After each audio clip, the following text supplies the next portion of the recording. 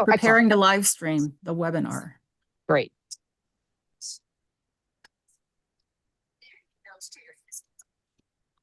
Well, hello, everybody. I think we're live streamed. Are we we live on are we YouTube. live? Okay, Yes. fantastic. Oh, awesome. Well, this is Melissa Riccobono, and I have not just one, but I have two people with me this afternoon, which is Aren't you so blessed? wonderful. I Yeah. am, and I'm happy because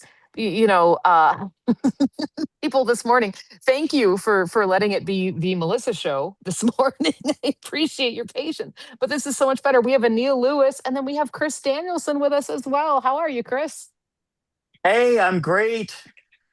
What a great convention we're having.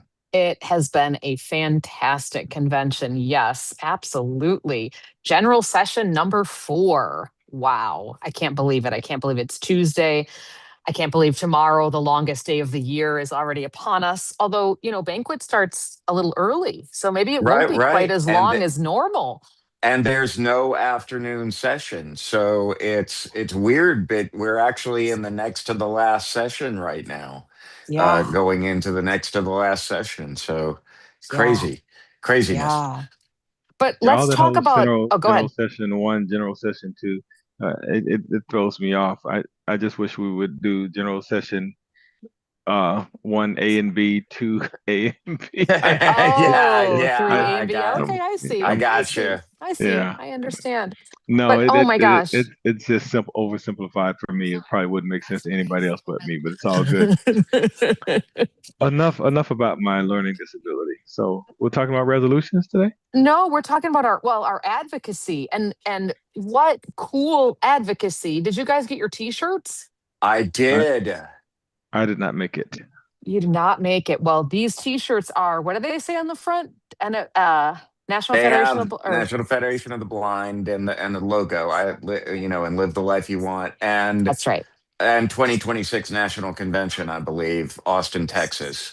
But on the back, they say, "Don't mess with blind people's rights." Rights. I love that so much. And we, if you were listening to last session, know that signed, sealed, delivered was the resolution 2026-01, all about Texas versus Kennedy. And it was actually taken in person down to the attorney oh my goodness, the attorney general's office. Yeah, is it Ken cool. Paxton in Texas? Yeah, Ken Paxton. And so Ken Paxton's office, Norma and Pam, and I don't know who else all did it, but I think walked it in there. All the state presidents that are still in the suit. So that would still be in the suit. Tom Page from Kansas. Sheila Wright out of Missouri. Yeah, the Alaska delegate, whose name I'm blanking on right now because Chelsea Talent. Oh, okay, yeah, there you go. Or Kelsey Talent, I think it is. Right. Sorry, and then sorry, Kelsey. And then what's the other state? I can't remember what the other state is, but anyway. Representatives from all 6 of those states went to deliver that resolution to the attorney general. So wow. And that is, right here on my agenda, it says the power of our advocacy work starts at the local level all the way through national government. And your advocacy efforts matter, even if you think they don't go far, because they do go far. And we have been going far for a long time. And thank you all for your efforts. Yeah, because it's, sorry, go ahead. Go ahead. No, go ahead. Well, and because I was going to say, advocacy always, does go further than we think it is. It's important to remember that even though there are 6 states in the Texas versus Kennedy lawsuit, there used to be 17, and even recently there used to be 9. And 3 of them have dropped out. So we're getting there. We're just going to keep pushing until they're all gone. We are. So I see that we have Tracy here, and I will get to you in a second, Tracy, for Give 25, because Give 25 is super important. But I think we've been remiss to not recognize and talk about our NFB pre-authorized contribution program, NFB PAC. Give 25 is important. We want to get those matching dollars from IRA. It's a quick and easy way to give, but for lasting impact, you can give as little as $5 a month to the National Federation of the Blind. And if you'd like to learn more about that, nfb.org/PAC PAC or 1-877-NFB2, or no, is it NFB2 PAC? Is that what Yeah, it's NFB NFB2 the PAC. 2 PAC. So please, just wanted to say that real quickly. Maybe we can talk about that more on tomorrow's pre-session. But Tracy, why don't you give us an update on Give 25? I think you're here, right?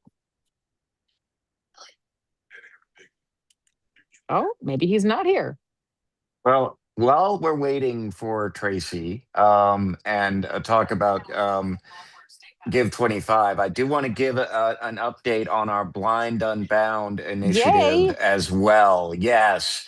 So as of yesterday, we had heard from Texas, Minnesota, Maryland, California, New Mexico, Alabama, and Iowa. So we've got stories Nice. from all that states, but we need more. So, and I Hmm. want to tell people that obviously, if you're here at the convention, you can go to the presidential suite or to room 404 tonight, and you can pick up one of our cool retro orange phones and record your contribution. But if you're virtual or otherwise not able to do that, then you can call 443 601 2337. That's 443 601 2337. I feel like I'm doing an infomercial. Operators are Are standing standing by, by. right. Or you can email unbound@nfb.org. So one more time, that's 443 601 2337 or unbound@nfb.org. That is a great way to be able to share your stories. And again, the prompt is, what do you want everyone to know about blindness? Which is, I think all of us have something to say or a few things to say about that prompt. It's hard to limit it to just one, really. Yes, but yes, it is. Yes, it is. And you can leave more than one. You can. Yeah, that's you can do true. a couple little stories. So, also real quickly, coast to coast. Thank you so much to the state of Nebraska. We have 3 new chapters, and I'm so sorry I don't have my other Braille display out and with me at this point. I'm using my Monarch for my agenda. I feel very, very cool and Ooh, very look at you with accomplished. the Monarch. Yeah. Yeah, very, very lucky to have one. Have you But read the Oh, well, I'll wait so, on that. you can ask me in a second. And I know what you're going to ask me. So I'm excited about this, but we can talk about this. But I want to say there are 3 Nebraska chapters, including the at-large chapter, who have signed up for Coast to Coast. So thank you so much to our Nebraska people. And now, Chris, Absolutely. ask your question. My question is, have you read the Braille monitor on your Monarch yet? I have not read the Braille monitor on my Monarch yet, but it is the very first publication, worldwide publication, that is in the new eBraille file format.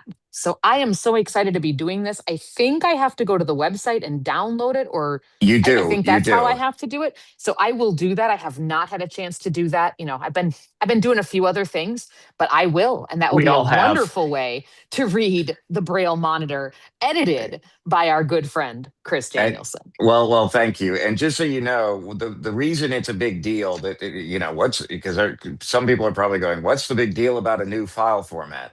Well, this is a file format specifically for multi-line Braille displays. Mhm. And the idea is that it gives you a much better sense of how the Braille looks on the page. Mhm. So things are centered when they're supposed to be. They are, the paragraphs are indented, or if there's other different indentations or outdentations or whatever, you can perceive those as well.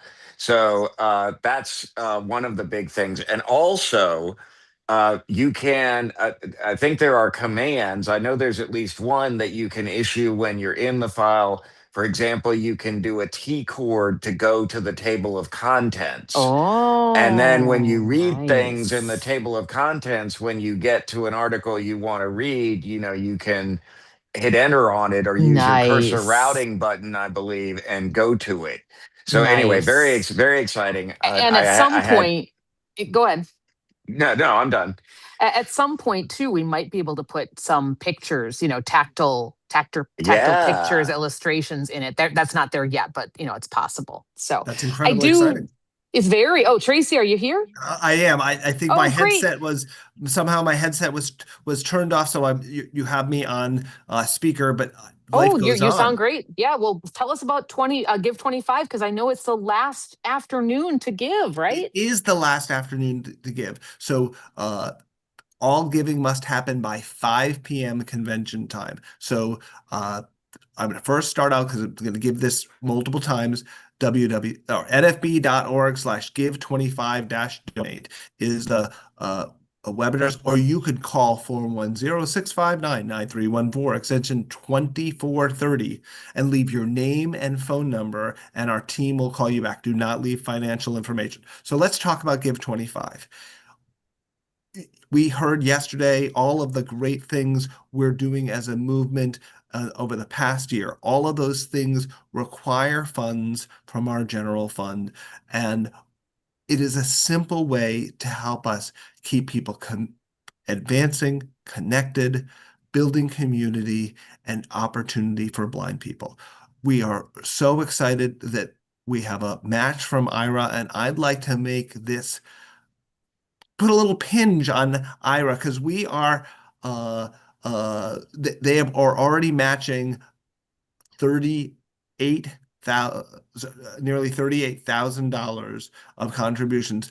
We think they can they've agreed to do more and match dollar for dollar with us, and we'd really love to have your contributions to the Give 25 campaign. So you could give to the White Cane Fund, our general fund that allows President Riccobono full flexibility to spend it on these advocacy challenges like the resolution we just talked about and addressing this fighting these regression the in the rights we And our have as blind rights. people. We're going to Right. hear more about our rights in further resolutions. These are things that we are working on right now from a legislative and legal perspective. President Riccobono needs money so that we can apply them to where it matters. The White Cane Fund is that place. As well, there is our Kenneth Jernigan Fund that helps first-time convention attendees. If you've never attended the convention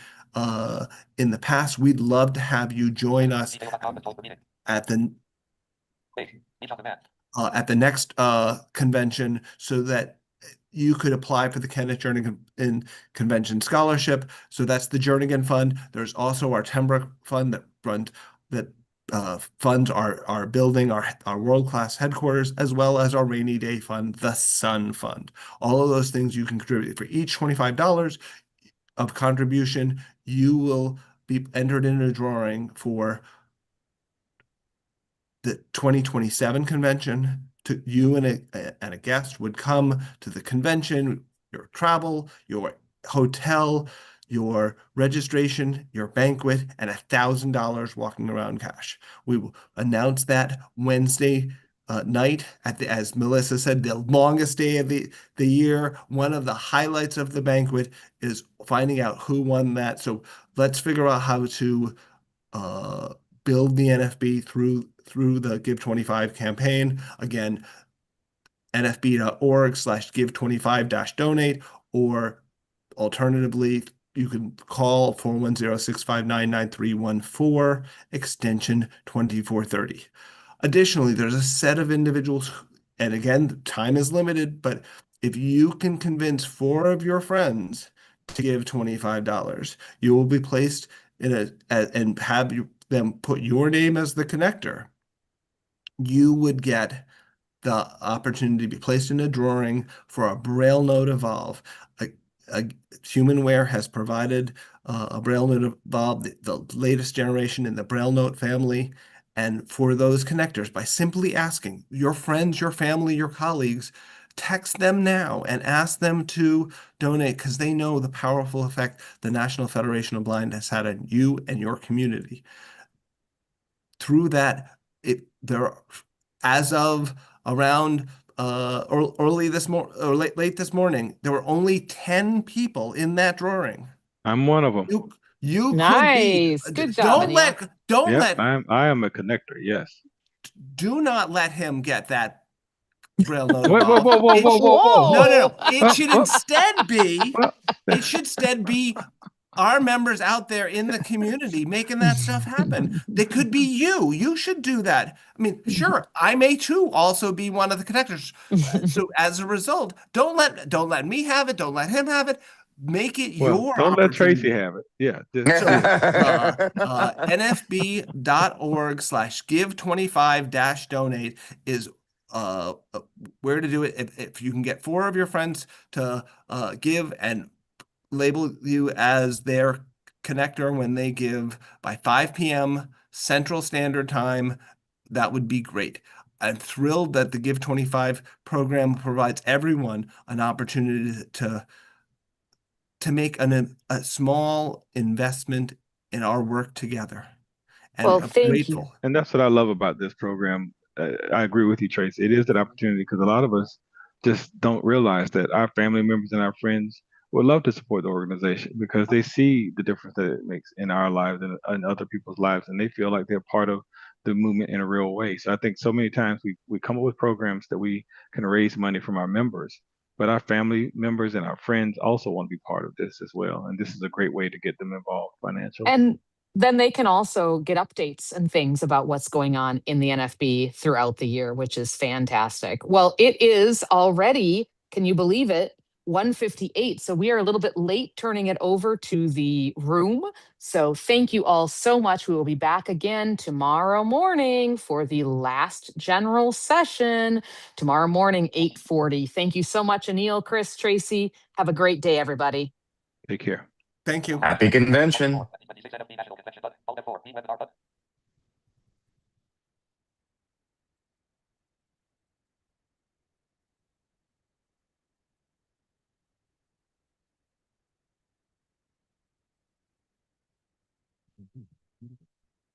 Home at night. Don't need money, don't take fame, don't need no credit card to ride this train. It's strong and it's sudden and it's cruel sometimes, but it might just save your life. That's the power of love.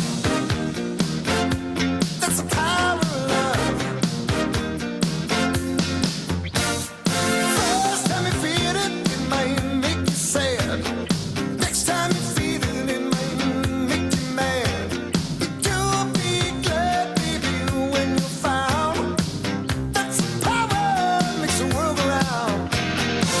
And it don't take money, don't take fame, don't need no credit card to ride this train. It's strong and it's sudden, it can be cruel sometimes, but it might just save your life. They say that only love is fair, yeah, but you don't care. But you know what to do when it gets hard.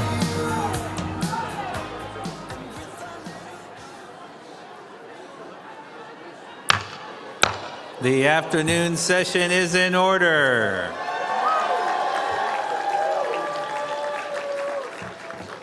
How about a door prize? Door prize! So today we are going to give out $100 plus a Live the Life You Want hat in Braille and print. But I had an exciting idea during lunch. I'm going to carry on the tradition that Kenya Flores started last year and pass the mic over to one of our National Scholarship finalists. Give it up for Amelia. Hey, Amelia. Hi. Okay, so I'm going to be reading the names for the people who have the door prizes. Just one at a time. Okay, yeah. So just now? Just one of them, yeah. Okay. David Barberena from Texas. Do we have him? What was the last name? Say the last name. Oh, Barberena. David Barberena. Barberena from Texas. Not here, apparently. Okay. Leo Pete from Indiana. Keep going. No? Next one. Okay. Sorry, one second. Kelly Mendonca from Florida. No, keep going. Jennifer Marsala from Pennsylvania. Yay! All right. Thank you. A reminder that we ask convention attendees to refrain from strong fragrances that others might be sensitive to. So a reminder on that. And I have an announcement here, if I could have your attention, from the information desk. It says, if you are missing items and feeling bereft, please come see us at the information desk. Are you without your device and feeling bored? Come find it here before you need a cord. This is Jennifer Wenzel and Sam Flax. It says here, inspired by Sandy Halverson. Did everybody get a t-shirt who wanted one? Okay. Did anybody put it on? Yeah, I put mine on. I got mine on. But it's cold up here, so I still have my suit jacket on. All right, this first presentation, if I could have your attention. This first presentation is Keeping NLS Strong. You know that we in the National Federation of the Blind have been a fierce advocate for America's Library for the Blind. I would say it's the best library for the blind in the world because of our work. And we've invited the director of the National Library Service here with us to be at this convention. He's been with us a number of times. But, you know, he figures that one Jason is not good enough. So he's also brought his deputy with him, who's also Jason. So we're going to get a little bit of both Jasons. We'll start by hearing from the deputy director, which is Jason Yasner. So please welcome the Jasons from the National Library Service. Thank you, Mark. Appreciate it. I'd rather read about it. I'm a bookworm all the way. I'm a bookworm, baby.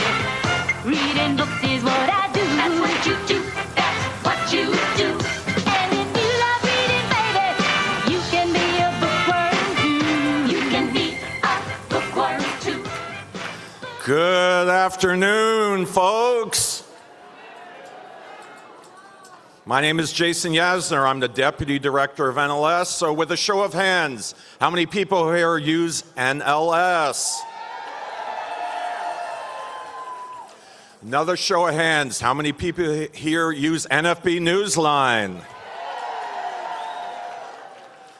That makes me very happy. And this goes back to this partnership that NLS and NFB have had for years. And I want to commend President Riccobono. He found a city just as hot as New Orleans was last year. Thank you, sir. Anyway, Austin is a fantastic, this is actually my first time in Texas. I've been on this planet for 60 years. I've never been to Texas, so this was a perfect reason for me to come. Anyway, Good afternoon, Federation family. It is an honor for the National Library Service for the Blind and Print Disabled to stand before you, before leaders, advocates, families, and communities who remind the nation every single day that blindness is not the characteristic that defines you or your future. Your presence defines possibility, your advocacy defines progress, and your partnership defines what we at NLS strive to deliver: a library service worthy of your expectations, your independence, and your brilliance. So thank you for using the NLS service. And thank you for using NFB Newsline. I'm extremely happy. I had a meeting with Jack Mendez earlier, who is running NFB Newsline now, and he told me my suggestion for more cat magazines has been fulfilled. So NFB Newsline now has Modern Cat magazine, along with hundreds of other new magazines. So let's keep it coming. All right, the first thing I'd like to talk about is the intelligent mail barcode. So for years, our entire NLS network experienced extreme delays in shipping materials through Free Matter for the Blind. The U.S. Postal Service shifted to an automated mail processing in 2016, but NLS materials lacking the right and correct barcode were still being handled manually. A window opened when the United States Postal Service conducted an audit of Free Matter for the Blind program a few years ago, and NLS was consulted. We recognized that integrating the intelligent mail barcode would finally allow our materials to interact with USPS's automated systems. So since 2022, we have worked collaboratively with USPS to integrate Free Matter for the Blind intelligent mail barcodes into our systems. It has been multi-phased, complex, and time-consuming, but worth every effort. So today, instead of waiting 2 to 3 weeks, NLS materials are mailed first class, trackable, and arrive within 2 to 3 days anywhere in the country. So, I want you to continue giving your feedback to your network libraries, because we need to keep the USPS honest, but these intelligent mail barcodes are a light years jump so that we can track packages, parcels, cartridges, everything, machines backwards and forwards. So we're really excited about that. The second thing I want to talk about is patron enrollment. So historically, signing up for NLS services required a sighted person, a paper form, and a certifier, often meaning delay, dependence, and frustration. We are determined to change that. So we built Patron Enrollment, a national, accessible, user-centered website that allows eligible individuals to sign up independently on their own terms, on their own timeline. It is optimized for screen readers and magnification software. It's compliant with WCAG and ADA standards and designed with plain language aligned with our enabling legislation. Behind the scenes, applications route automatically to certifiers. Staff can track progress, and from the very beginning, we embedded accessibility testing at every stage, including user research conducted right here at this conference last year. Right here meaning New Orleans. But we were there, and we had a whole focus group session on working with actual NLS people, patrons, to sign up. So, patron enrollment is more than just a website. It is a statement, and your independence is foundational. Third thing I'd like to talk about is the Patron Engagement Section program. So we started the Patron Engagement Section about 5 or so years ago, and they are focused on patron-centered programs. On July 13th, we have a program, our Patron Corner, which is celebrating 20 years of BARD, from analog to digital. So BARD was actually launched as a pilot in 2006. Maybe some of you were part of that pilot. It predates my time at NLS, but as we all know, BARD is a powerful tool to help you read what you want, when you want, and where you want. So July 13th, tune in for the Patron Corner. On July 9th, we have the Many Faces of BARD program, and on July 16th, Smart Speaking to the Smart Speaker. We launched an Alexa Skill Smart Speaker app about 2 years ago. It's been in what we call an open pilot mode, and we're always trying to recruit more people, all of you, to try it. So we're really excited about that. The next thing is about the e-reader hybridization. This is our refreshable Braille device that we've been passing out for about 6 years now. So we are working closely with network libraries nationwide to ensure every state is prepared to distribute the HumanWare e-reader. As you know, we have 2 refreshable Braille displays. I'm not going to get into the complicated history on why we have 2, HumanWare and ZoomX, but we are putting forth an effort to make sure that anybody who wants a HumanWare e-reader can get a HumanWare e-reader regardless of what state you work in.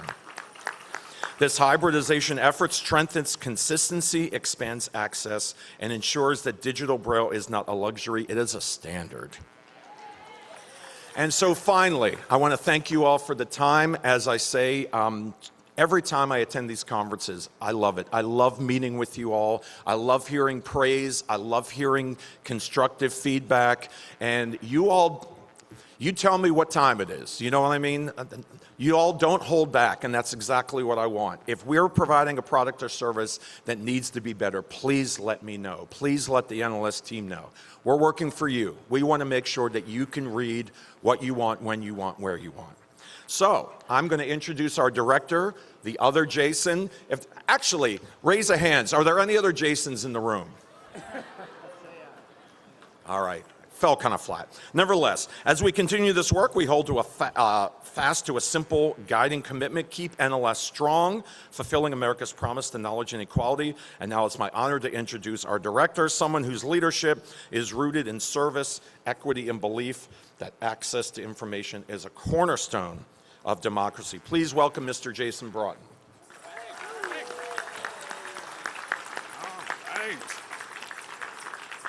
Oh, hello, hello. This is really dangerous for me to be here with an open mic because I love to talk. I'm originally born and raised from South Carolina, so we love stories. All right, so with that, I want to say thank you, thank you. Every time I stand before you, I'm reminded of something essential.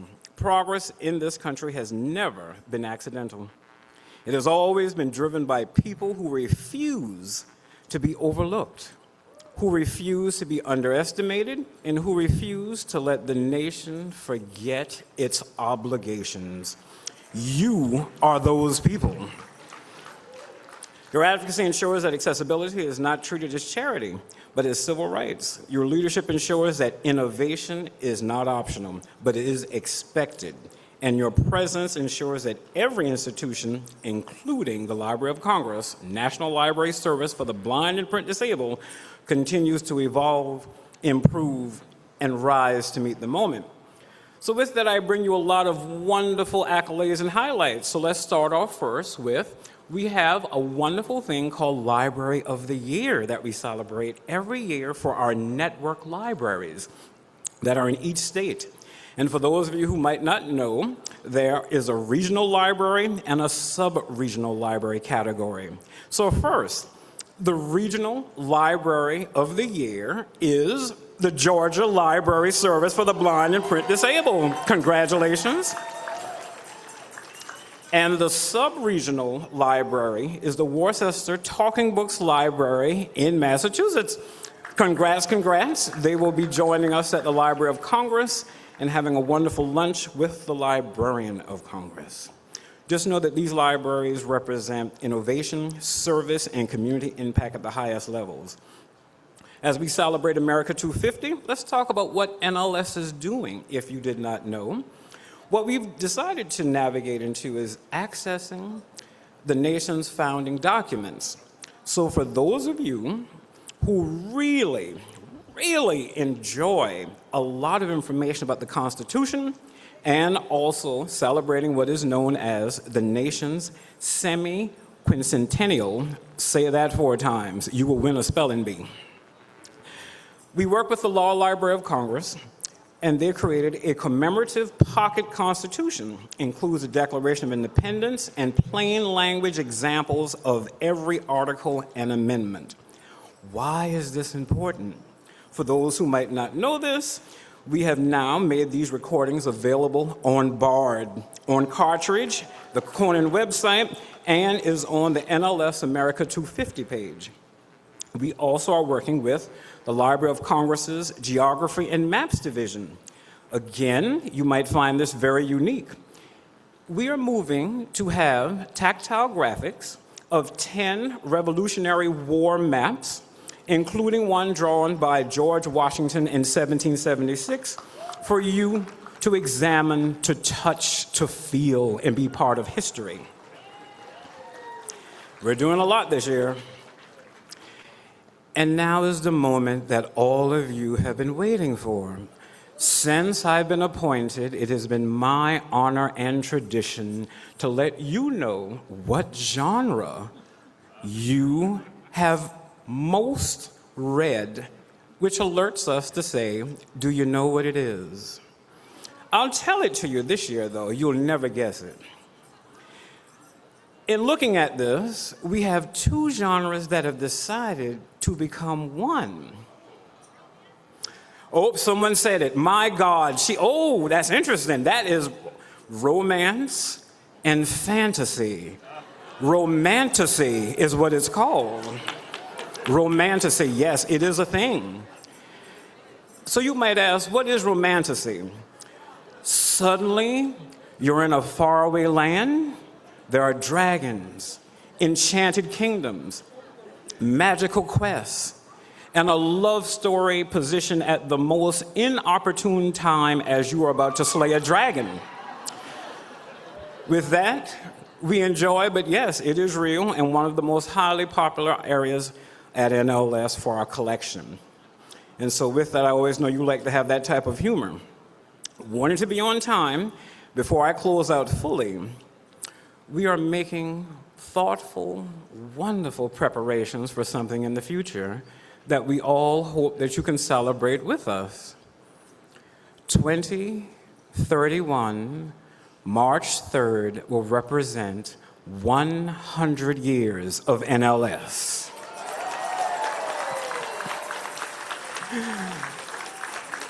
So yes, we are making party preparations right now as we build up to that year of celebration. Not a day, a full year of celebrating NLS and those who love us. In closing, the work that we do at NLS is not about systems or logistics. It's about people, about access. It's about ensuring that every blind and print disabled American can read, learn, grow, and thrive without barriers.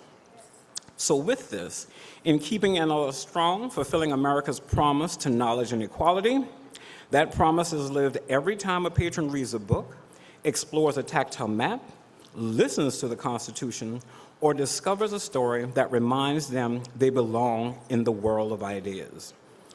Ralph Waldo Emerson reminds us of the true source of national strength. A quote, "Not gold, but only men can make a people great and strong." And Emily Dickinson offers us two truths that speak directly to our mission. Hope is the thing with feathers that perches on the soul. A reminder that hope is persistent, resilient, and always reaching forward.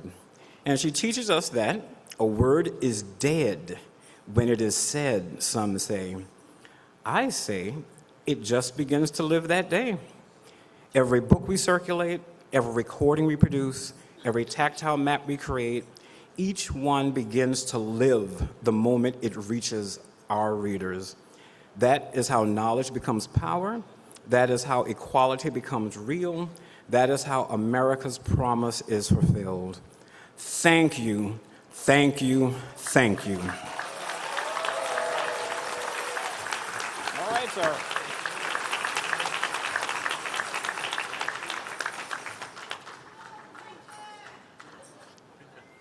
I always suspect he gives us that top category because it needs more downloads, you know? I know you're all searching on your Victor Reader streams right now, you know. Jason and Jason, thank you for your stewardship of our library, and thank you especially for continuing to engage blind people in finding new innovative ways to expand the service and find new cool products to give blind people access to. I had the opportunity to take the North American Caribbean region of the World Blind Union, the leadership there, to the Library of Congress, hosted by the National Library Service. And I believe that Jason Broughton is become an excellent steward of this program and truly believes in the importance of it. So Jason, thank you for that. And they mean it when they want to know what we want, so keep telling them. Do we have a door prize for our library team? Yes, sir. We are going to be giving out 2 $25 MasterCard gift cards. So do we have a William CUCCO from New Jersey? He's here? Awesome, thank you. And I got some virtual, I'll get it right. I got the people out there that are listening in, and we've got, for 3 names here, we've got $50 each. If you go to the prize at nfb.org and use the passcode of Nimeth, like Nimeth Braille, Nimeth Mathematics. First is Denise Valkema from Florida. That's V-A-L-K-E-M-A. Okay, sorry. Laura Steffens from Kentucky. And Sharonda Smith, that's an easy one, for me anyway, Maryland. Okay. All right. Speaking of Maryland, thank you, Bennett. The Maryland delegation should make its way to the PAC table ASAP to join or increase their PAC donations. The first 15 people who do so and then visit our Maryland flag will get a special gift from our Maryland president, says Ronza Othman. I have no idea if it relates to romanticy or not, but get on the PAC plan and, you know, we'll make all your dreams come true at least. Now, before we get to our advocacy report, I think we have a little video update to play for you.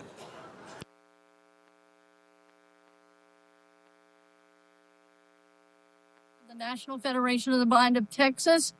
I'm Pam Allen, president of the National Federation of the Blind of Louisiana. I'm Camille Tate, president of the National Federation of the Blind of Florida. I'm Jim Marks, president of the National Federation of the Blind of Montana. I'm Kelsey Talent, first vice president of the National Federation of the Blind of Alaska. I'm Sheila Wright, president of the National Federation of the Blind of Missouri. We have been here at the Attorney General's office and we've delivered our Resolution 2601. So today we're proud to say this document has been signed, sealed, delivered.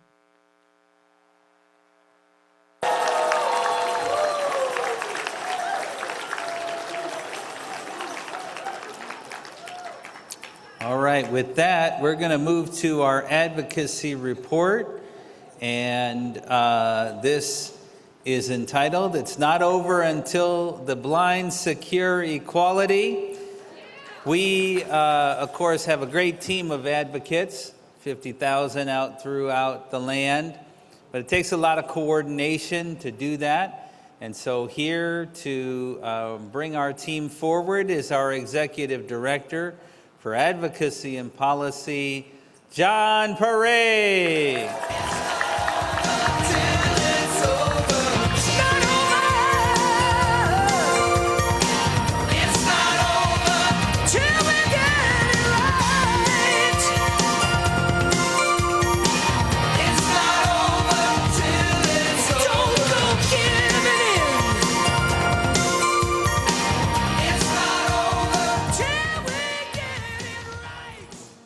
Thank you, President Riccobono, and good afternoon, fellow Federationists.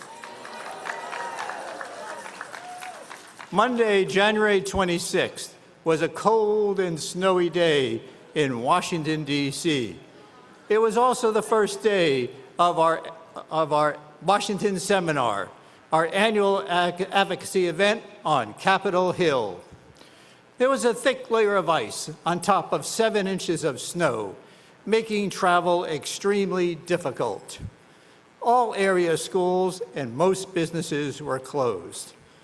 There were a couple of hundred of us huddled at the Capitol Holiday Inn, which was serving as our central command center. Despite the frigid temperatures and hazardous conditions, the hotel was filled with excitement and our spirits were high. I remember traveling early the next morning with the NFB of Rhode Island delegation to the Senate Hart Office building. We were meeting with Neil Campbell, the Chief of Staff for Senator Jack Reed.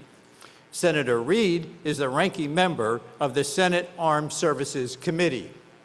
Given our concerns for the Randolph-Shepard program on military bases, which you'll be hearing more about from Jesse, this was a very important meeting. We met for almost an hour, and the NFB of Rhode Island clearly connected on all of our issues.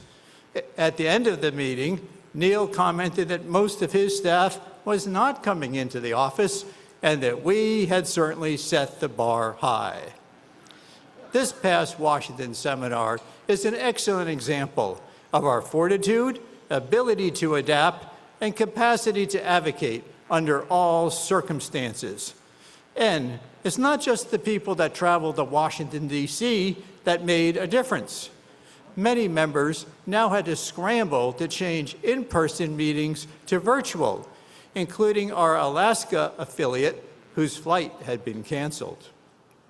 They were able to meet with Senator Dan Sullivan virtually and persuaded him to sponsor the Blind Americans Return to Work Act in the Senate.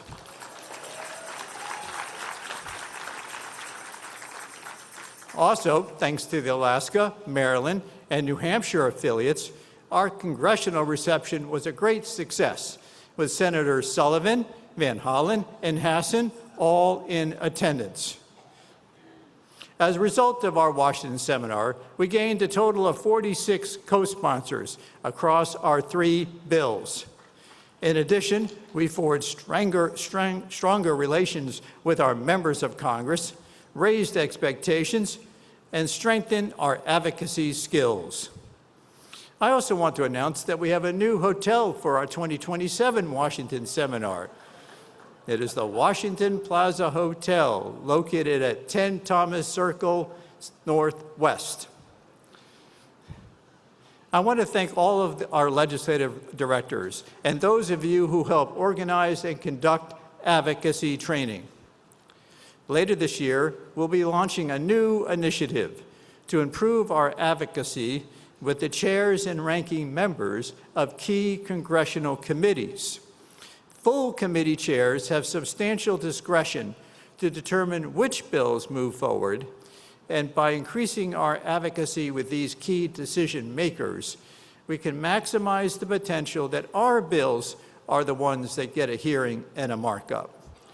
When we combine this with all of our existing advocacy, we should be able to improve the chances that one or more of our bills makes it to the president's desk.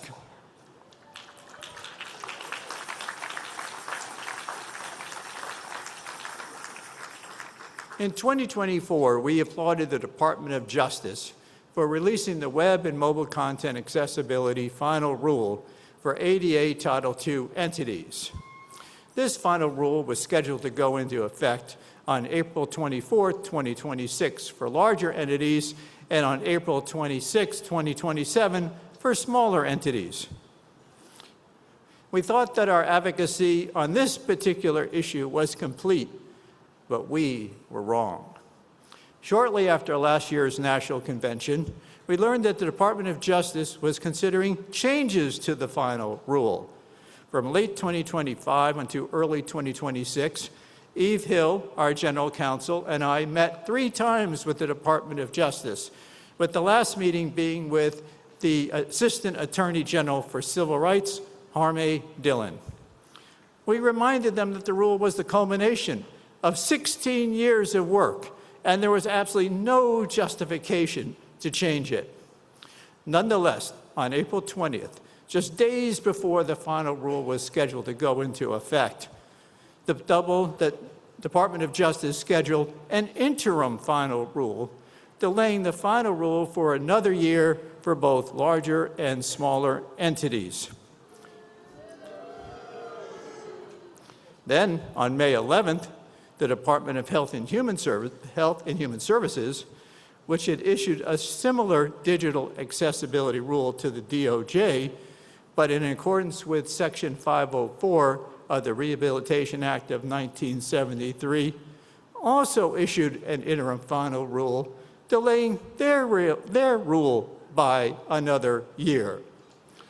These interim final rules are outrageous.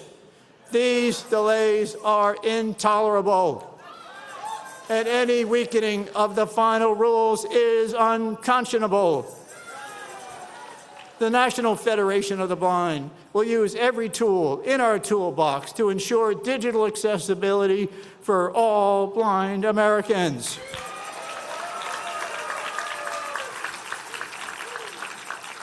To that end, on May 21st, the National Federation of the Blind sued the Department of Justice and the Department of Health and Human Services, demanding that they retract the interim final rules, and we intend to be successful.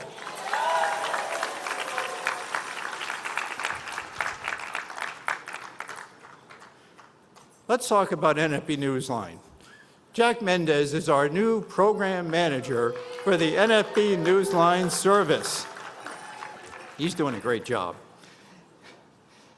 NFB Newsline is the largest and most effective newspaper and information service available for the blind anywhere in the world. It is available via the telephone, the web, the Victor Reader Stream, the NLS Digital Talking Book Player, the Amazon Echo, several Braille displays, and the iOS and Android apps. Last month, we added several hundred magazines to NFB Newsline.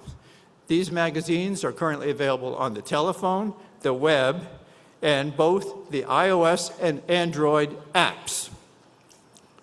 They'll soon be available on our other access methods. We also expanded the service to include up to 10 back issue of each magazine, meaning that we have added thousands of magazines to NFB Newsline. We have 556 newspapers, plus the Associated Press feed for every state and the District of Columbia. There are also TV listings for every cable and satellite provider, 7-day weather forecasts, emergency alerts, and job listings. NFB Newsline is a universe of information available through an abundance of access methods. If you do not already use NFB Newsline, well, what are you waiting for?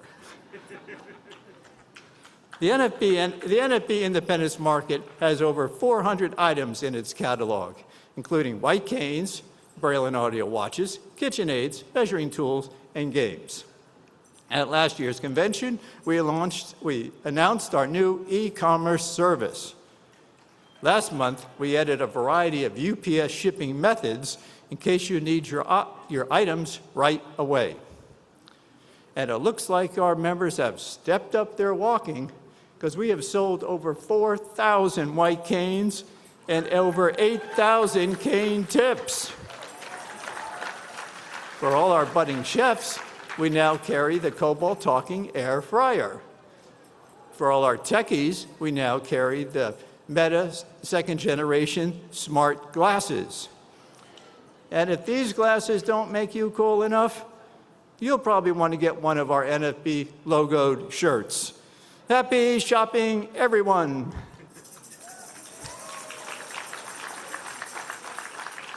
Over the past several years, we have been successful in getting our bills introduced and building co-sponsor support. However, none have been enacted into law. There have also been regulatory challenges and setbacks. It is at times like these that our advocacy is most needed. And while it's true that there have been setbacks, there have also been successes.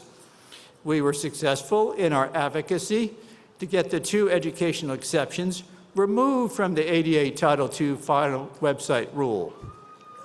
We helped reverse the reduction in force order for the Office of Special Education and Rehabilitative Services. We have been successful in protecting funding for the Institute of Museum and Library Services, which help fund state libraries for the blind.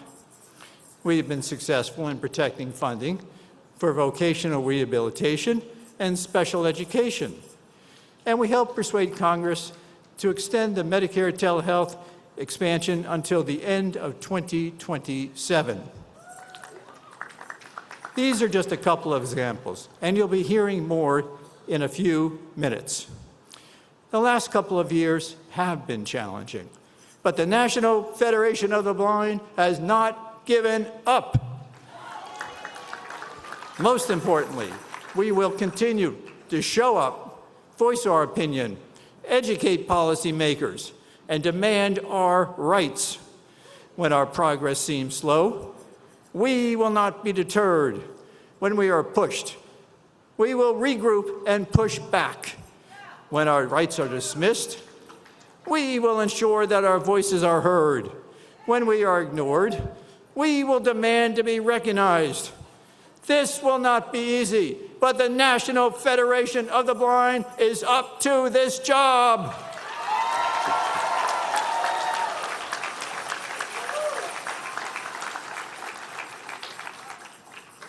All right, there's a lot more we'd like to tell you about. I want to start with our Director of Advocacy. To remind you, he is a former affiliate president. He is a former Access Technology instructor. He's probably got a bunch of those white canes because he's a very fast walker, which really is helpful on Capitol Hill. And because he can get to meetings faster than anyone I know. He also does an incredibly good job following our 4 Ps: polite, professional, persuasive, and most persistent. And really of those, the most importantly, his persuasiveness. Here is, goodness. Yeah. All right, I guess I'm getting older. Yeah, all right. Here, please welcome Jesse Shirek. Man in his 40s. All right. All right, thank you, John. It is an honor and a privilege to direct the advocacy efforts of the 50,000 members of the National Federation of the Blind. This September, I'll celebrate 10 years as a Federationist. I know there are people in this room who've been Federationists longer than I've been alive. So 10 years may not seem like much, but after 10 years of experience, I keep reflecting on a moment from September of 2016. My wife Sherry and I were invited to an IEP meeting for a 12-year-old girl named Destiny. Destiny was bright, energetic, imaginative, and held big dreams. But she wasn't getting the blindness skills she needed. In fact, she wasn't even comfortable traveling independently on the street in her own home. Her parents came to that meeting with one request. They wanted Destiny to attend a residential school for the blind, to catch up with her peers. The superintendent's answer was immediate: no. There's no way Destiny is going to a school for the blind. She's staying right here. I remember leaving that meeting frustrated and angry. And I also remember realizing something important. The problem wasn't blindness. It was low expectations. That's right. As it turned out, Destiny's family eventually moved to Texas, where she could get the support she needed. And she's in this general session room today. She's surrounded by the support of our movement. Let me tell you the part of the story that changed my life. 2 days later, Sherry and I attended our first National Federation of the Blind in North Dakota State Convention.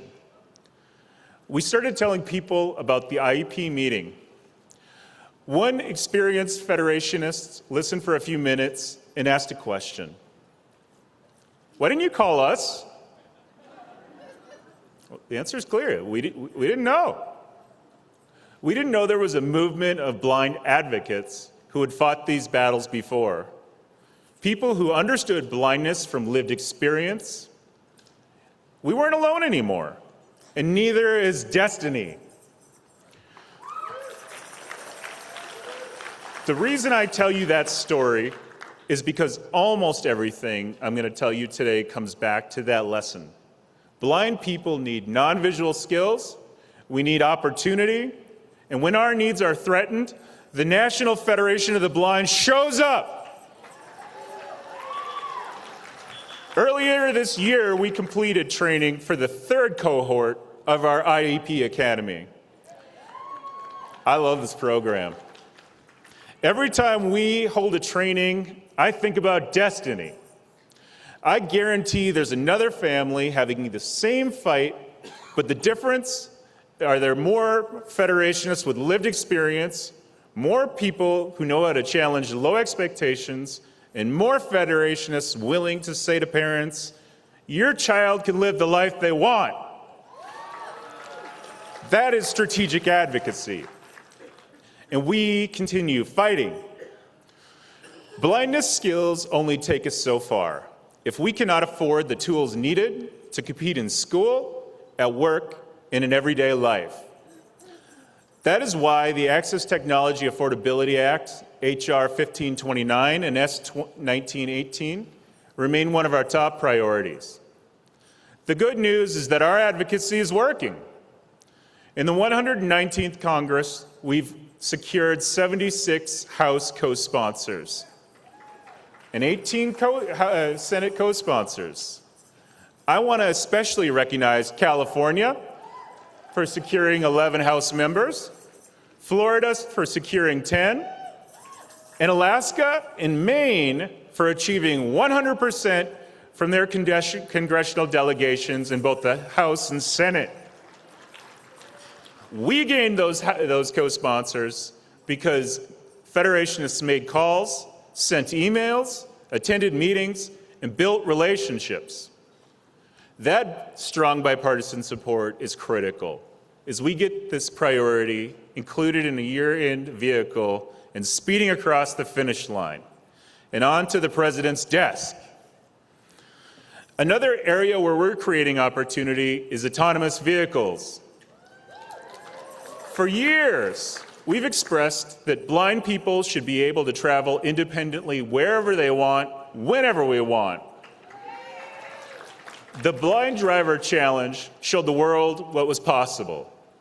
Today, we're working to make sure that Congress creates a federal framework for autonomous vehicles that includes blind people from the start.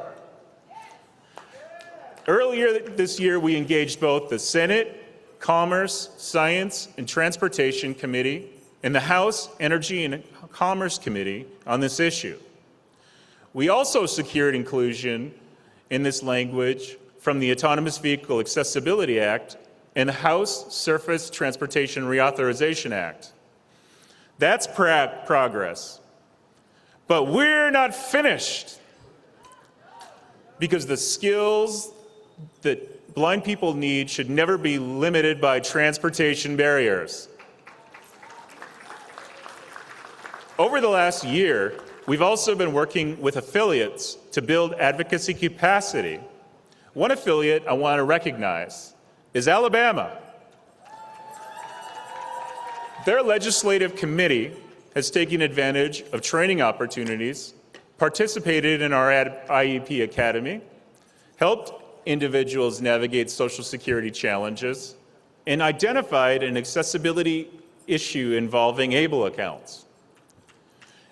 As far as we know, there's currently no reliable way for a blind person to independently apply for an ABLE account by making a telephone call to a customer service representative. When Alabama brought that issue forward, they identified a problem in their state. More importantly, they uncovered a national issue. Now we're working with state government partners across the country to address it. That's what federationists do. We find problems, we solve them, and we make things better for the next generation of blind Americans. We have also spent a significant amount of time this year defending programs that matter to all blind people. When reductions in force threaten key positions in the Office of Special Education and Rehabilitative Services, federationists across the country took action. The positions affected included experts in special education, vocational rehabilitation, and the Randolph-Shepard program. Because our members spoke up, those positions remain in place today. Sometimes advocacy means creating something new. Sometimes it means protecting what already works. That brings me to Randolph-Shepard. Last year, we learned that the Department of the Army requested a waiver of the Randolph-Shepard priority on all military dining installations. Boo, that's right. The request was based on misinformation, claims that blind vendors were driving up costs and taking advantage of the system. Those claims are false. That's right. Blind vendors earn opportunities through training, experience, and hard work. When we learned what was happening, federationists responded. We sent letters, we educated policymakers, and we met with congressional offices. Barbara Manuel, president of our Alabama affiliate, and a Randolph vendor herself, traveled to Washington, D.C. to tell her story directly. Although the waiver was granted, the fight is not over. We continue working with Congress because blind entrepreneurs deserve opportunity. And we will not stand by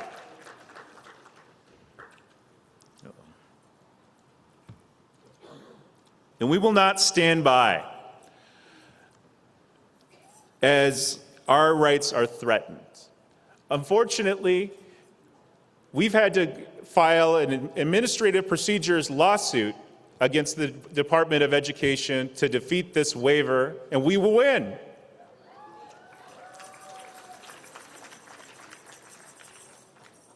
Before I wrap up, let me tell you about one more item of importance. In May, we identified an opportunity.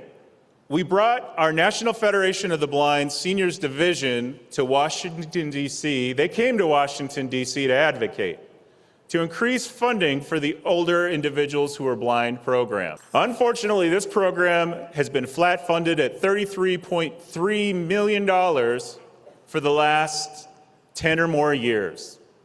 This amounts to a little over $6 per eligible individual. We are going to continue fighting until we get this increased.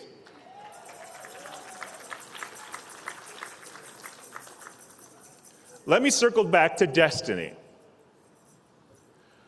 When we reflect on the fact that this organization changes lives, that this organization makes a difference, we can take confidence that nobody like Destiny and her family are going to be left behind. We can take confidence that no blind person will ever be left behind. So let us go out and build our advocacy capacity. Thank you.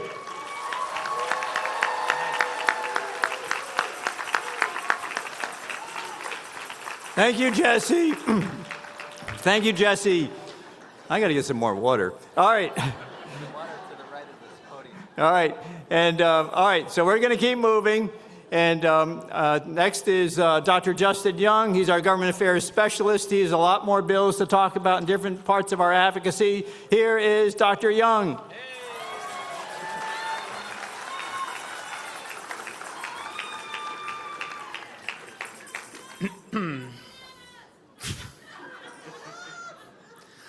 One year ago, while standing on this stage, Social Security Administration Commissioner Frank Bisignano shared his goals and direction for the department he now leads. After speaking at National Convention, he came to tour our headquarters where he met with President Riccobono.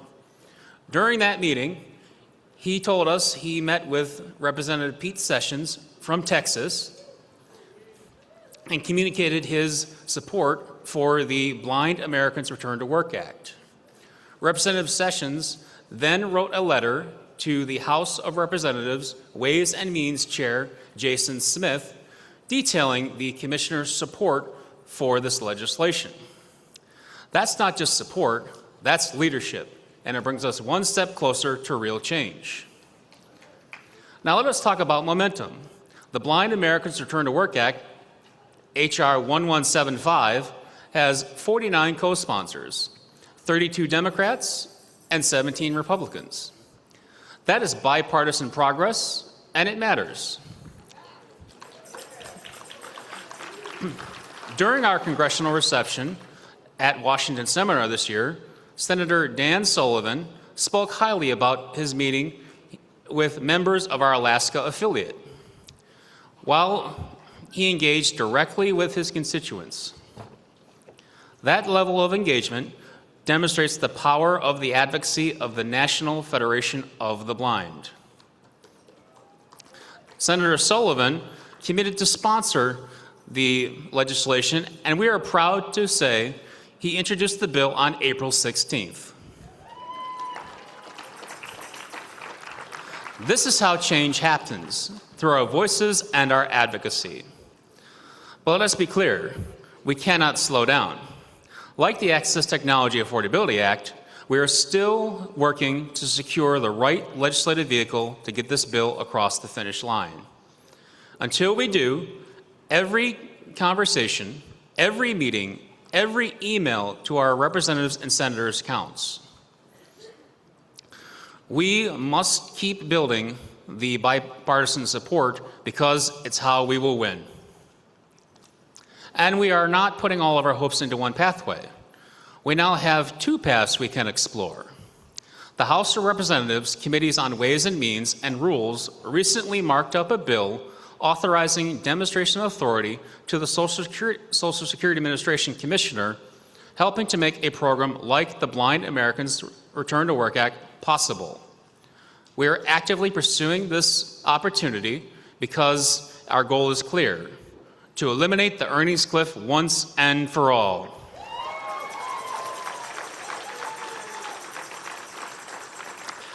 At the same time, we continue to lead on another critical front, the Website and Software Applications Accessibility Act. This legislation, sponsored in the House by Representatives Pete Sessions from Texas and Steny Hoyer from Maryland, would establish a strong, enforceable definition of accessibility, create a technical assistance center, and would hold third-party developers accountable. During his remarks delivered at the Great Gathering Inn for the 2026 Washington Seminar, Representative Hoyer, a champion of the Americans with Disabilities Act and equal access to websites, said, quote, "We had a tough time getting the ADA passed, but the final vote was overwhelming. It was overwhelming because you educated people as to the challenges, what the challenges were, and the differences you could make with reasonable accommodations, with inclusion, with opportunity. We're going to keep working to foster the same cooperation that made the ADA possible. Because of our education and advocacy, the Website and Software Applications Accessibility Act has achieved significant bipartisan support in the House of Representatives. On March 3rd, 2026, Senator Tammy Duckworth from Illinois introduced the Senate companion bill for this important legislation. But again, momentum is not enough. We must turn support into action. We will continue pushing in both the House and Senate until this becomes law.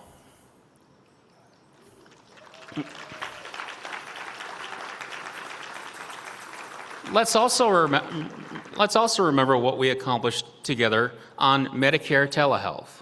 Last year, we passed Resolution 2025-07, calling on Congress to make telehealth coverage permanent. Lucas Grease, a blind person from Atkinson, Nebraska, a small town of a little over 1,200 people, which is a little more than half the people in this room, would have to have someone drive him 3 hours away to go to his eye doctor's. That's a 6-hour round trip. Everyone in his home who could drive him works full-time, meaning they would have to take a full day off from work to take him to his doctor's appointment.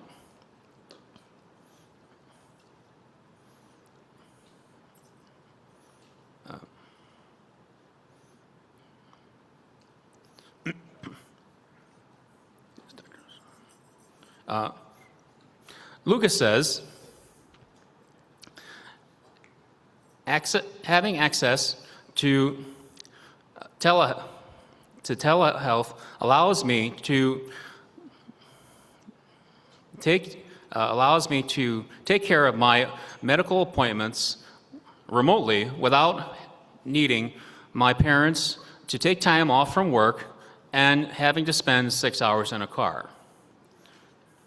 Thanks to the National Federation of the Blind and the advocacy from our membership by making calls, sending emails, and meetings with members of Congress, we have been able to extend telehealth benefits until December 31st, 2027.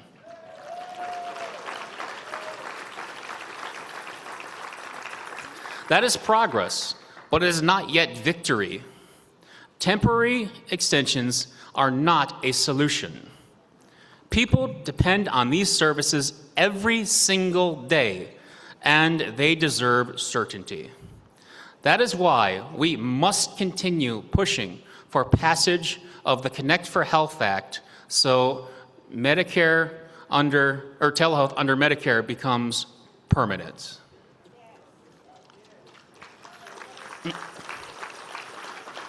And finally, let's recognize the progress happening at the state level. On May 19th, 2026, Iowa became the 10th state to pass accessible prescription labeling legislation. That is a major milestone, and it reflects years of persistent advocacy. The other states who have passed accessible prescription labeling laws are California, Colorado, Hawaii, Maryland, Minnesota, Nevada, Oregon, Tennessee, and Virginia, along with Puerto Rico. And we believe that other states will soon join this list. I want to recognize Hawaii again, where we are seeing forward movement on access technology and strengthening Braille literacy laws. These two bills are now awaiting the governor's signature, and we are hopeful they will soon become law. Taken together, these victories, federal and state, tell a powerful story. When we organize, when we advocate, and when we refuse to back down, we create real, lasting change. So, the message today is simple. When we are making progress, but we are not done. When we meet with our members, our legislators, and our members of Congress year after year, we build relationships. From these relationships, we find champions. Our champions join us on the path to progress. We are building momentum, but we must push harder. And with our continued advocacy, we will succeed. Thank you.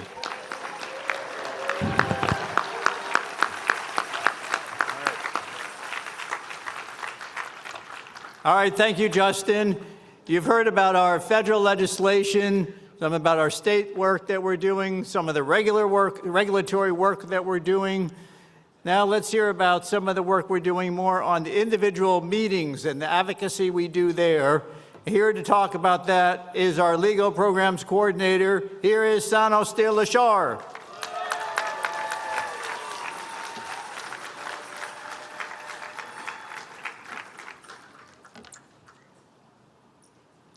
You've heard quite a bit this week about Texas versus Kennedy. This case was filed in 2024 by 17 states' attorneys generals who sought to declare Section 504 of the Rehab Act unconstitutional.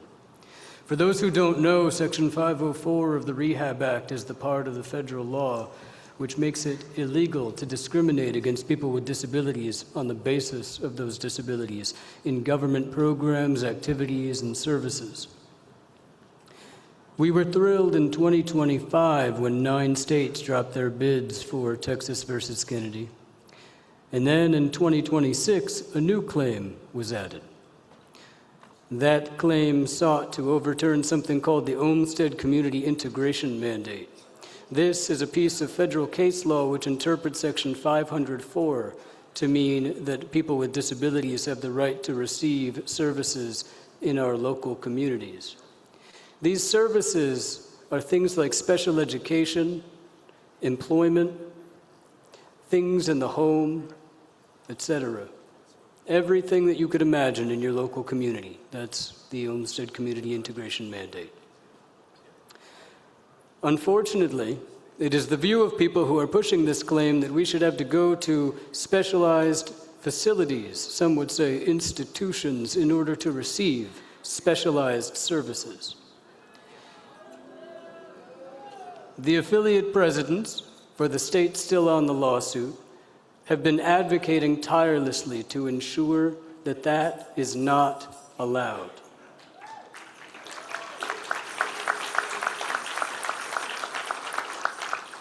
We are happy to report that as of this June, Indiana, South Dakota, and Kansas have officially submitted their withdrawals.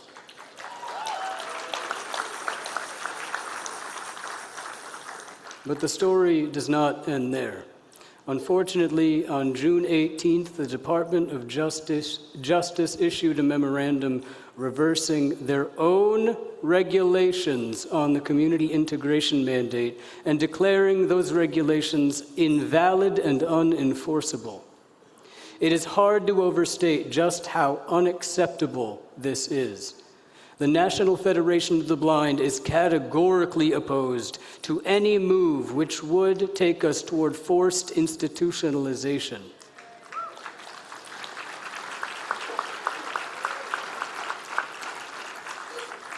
I will tell you, we are well aware of the situation and we are evaluating our options carefully.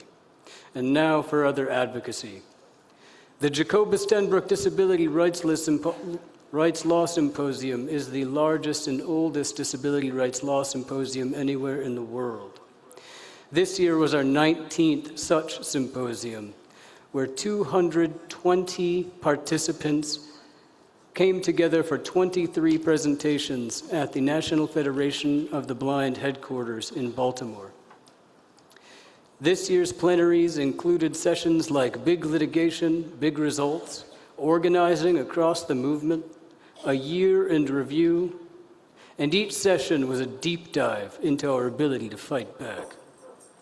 As one longtime disability rights attorney you may recognize his name, Dan Goldstein said, "I have been to 19 out of 19 of these, and I truly believe that this was the best so far. I'm grateful to the NFB for organizing and putting on something that took so much work so that way we could come and learn from each other at such an important time." In addition to organizing and hosting the Disability Law Symposium, we were honored to consult with fellow attorneys throughout the nation across the past year. Just a few of our consultations included in Illinois, where we helped the Equip for Equality, that state's protection and advocacy organization, as well as the Public Defender's Office, to ensure that blind people have the right to access court documents, court buildings, and the legal system generally while involved in a case. In Ohio, we assisted an attorney fight for the rights of an employee with multiple disabilities after years of ongoing and systemic disability discrimination. We trained the National Institute of Corrections and the Departments of Corrections throughout the United States on the rights of blind prisoners so that hopefully we don't have to keep suing them one at a time. Regarding our legal intakes over the past year, we assisted nearly 500 people and families. Since our update at the last convention,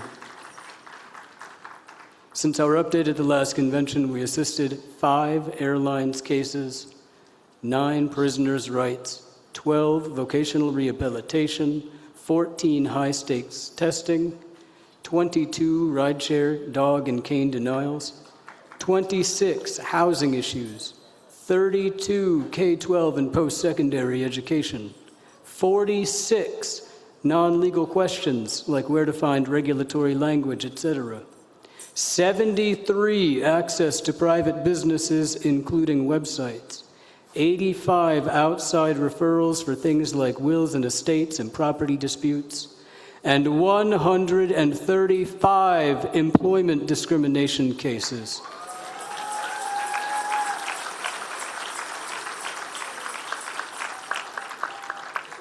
We assisted 467 people and families across the past 12 months with your help.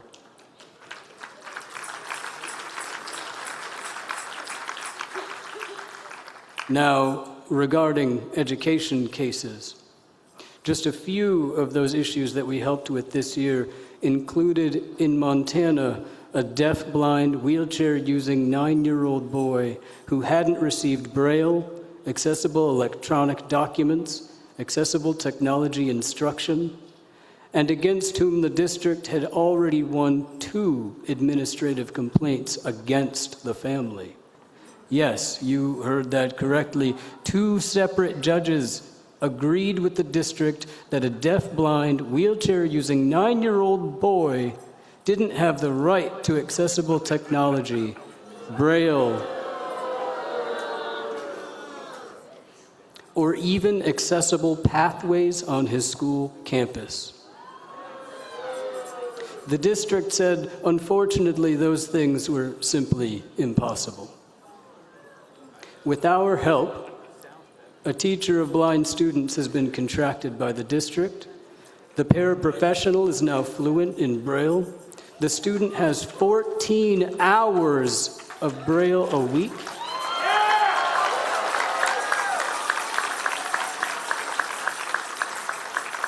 The student has 4 hours a week of accessible technology instruction. The student has a Windows laptop, a Chromebook, an iPad, JAWS, Fusion, a Mantis, and more. The student's auditory needs are being taken care of, and the student is being given accessible transportation both on and off campus.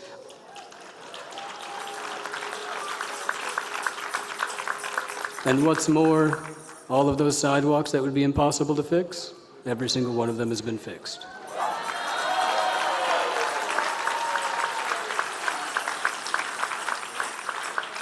In South Carolina, a blind 13-year-old girl had been denied Braille, tactile graphics, and accessible electronic documents for years. Here again, the district simply shrugged its collective shoulders and said, "Sorry, our teacher of blind students says Braille is hard." And they said providing Braille and tactile graphics and accessible electronic documents just couldn't be done. With our help, the student received Braille instruction, Braille materials and tactile graphics, accessible electronic documents, an hour of Braille a week, and the option to switch between modalities at will. The student received accessible technology and accessible technology instruction. She received age and stage appropriate goals across each domain.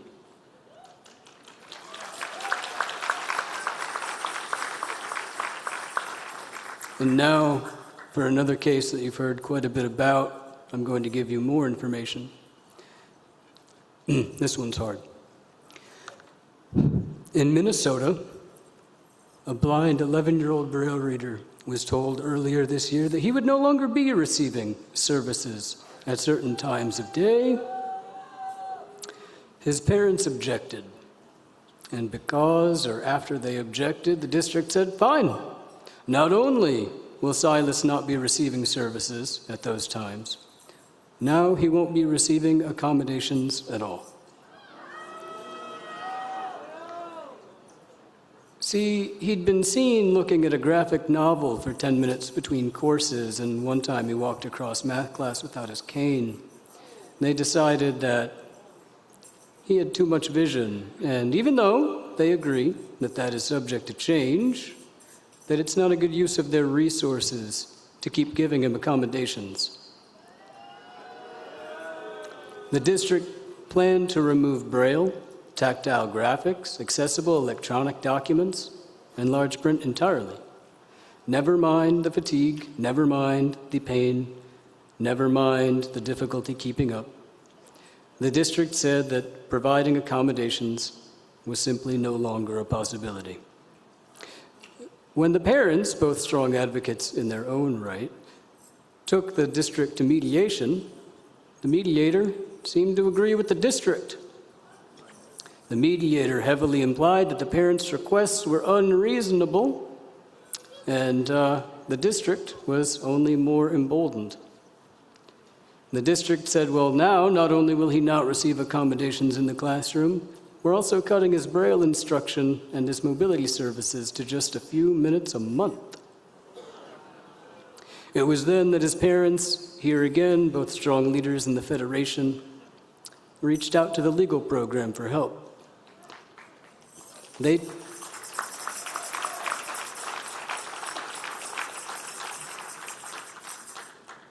was during that first phone call that Silas said, "Please fight for me. They're punishing me for still being able to see." Fight we did. We filed due process against the district and administrative court, and we're happy to report that as of yesterday, we won.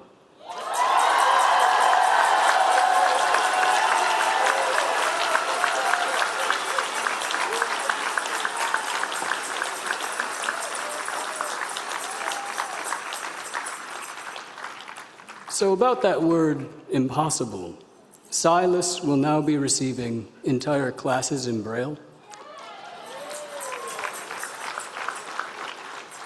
Braille instruction, tactile graphics, large print when he wants large print, accessible technology and accessible technology instruction, orientation and mobility, and more.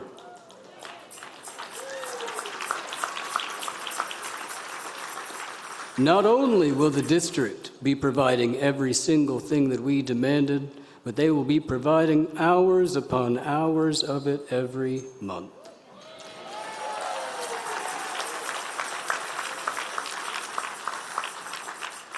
This is just a sample of what we've been doing across the past month, and none of it would have been possible without the support and the love of our Federation family. Every time we make a call, every time we send a letter, every time we join someone in a difficult meeting, we are doing the work of the Federation. Please, as busy as we are, as difficult as this work is to do, it is imperative that we keep doing that work. Because it is with the effort of every single one of us, individually and collectively, that we manage to do the impossible. This work is an honor and a pleasure. John and President Riccobono, and to our Federation family, that is my report. Thank you.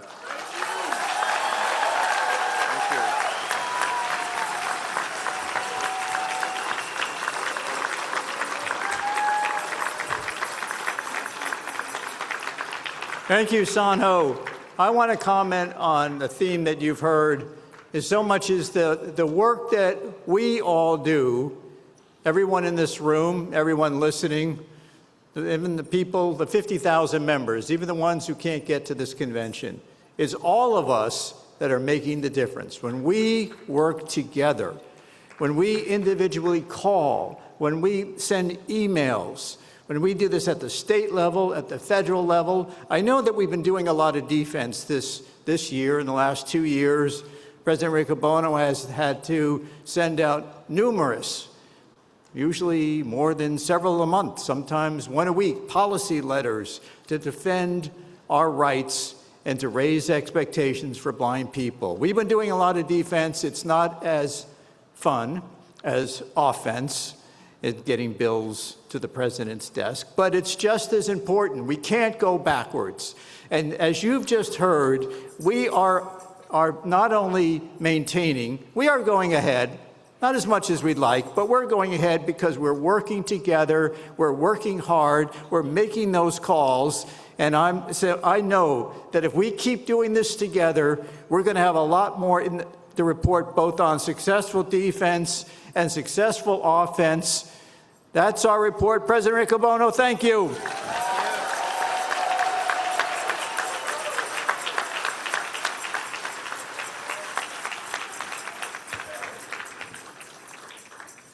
Thank you to our advocacy and policy group. How about a door prize? Door prize. Okay, so we are giving away $60 from the state of Arizona. And if we have Michael Richardson from Minnesota, or Maryland, so sorry, Maryland. He's not here, okay.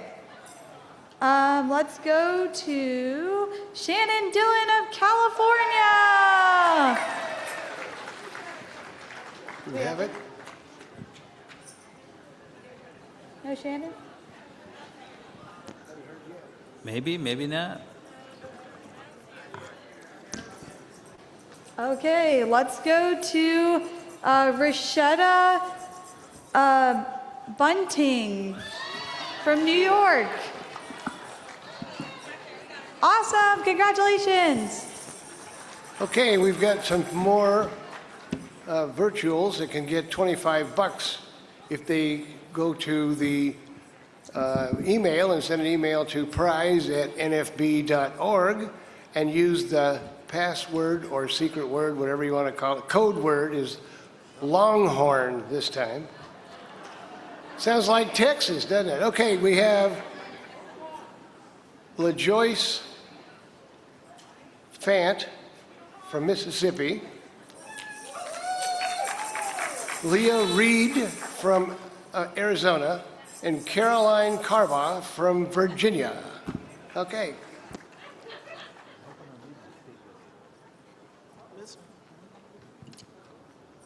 All right, let's go. Thank you, door prize folks. Let's go to Marilyn Green. Mr. President, thank you in honor of that great advocacy and policy report. People, that is some of what your money goes to each and every month. You heard about the battles that we are fighting each and every day to raise expectations so that we all can live the lives we want. And that's just one piece of where your monthly contribution to our pre-authorized contribution goes to. So get back there to the PAC table, meet my PAC mates. We're kind of sad back there because you all don't want to talk to us. Yes, we're very sad. I hear, aw, but nobody's coming back there. Get back there. 4-legged teams, 6-legged teams, get back there and visit us. But I want some people to come and pick up their cards. See, my notes just were marveled by the report, and I lost my notes. But okay, let's see. We still have some people that should pick up their gift cards for increasing or starting their contributions. Tyrone Badger from Maryland, still get over there. We also have Leah Campbell from Oklahoma. Pick up your gift card. We have Julia Zanin from Colorado. Let's see. Okay, I did. Tajin Farmer. Let me see. Gosh, this is going too fast. Sorry. Melinda Lance. Yep, okay. And let's see, there's one more, and then Linda Herlock from Montana. Pick up your gift cards, but I know you all want to know about the competition. And let me tell you, it's gotten interesting, people, or as I think the young people say nowadays, it's gotten spicy. It's gotten spicy back there at the table. And you know how it's gotten spicy? Because my friends in the National Association of Blind Students are in the running. They are number 3. I know you students have some money. Get back there so you can beat all these divisions. But that's not it.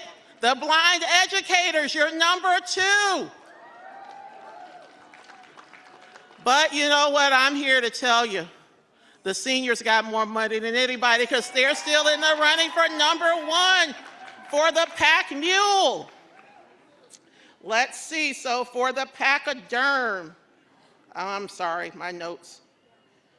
So, Washington, I'm sorry to tell you, you dropped to number 3.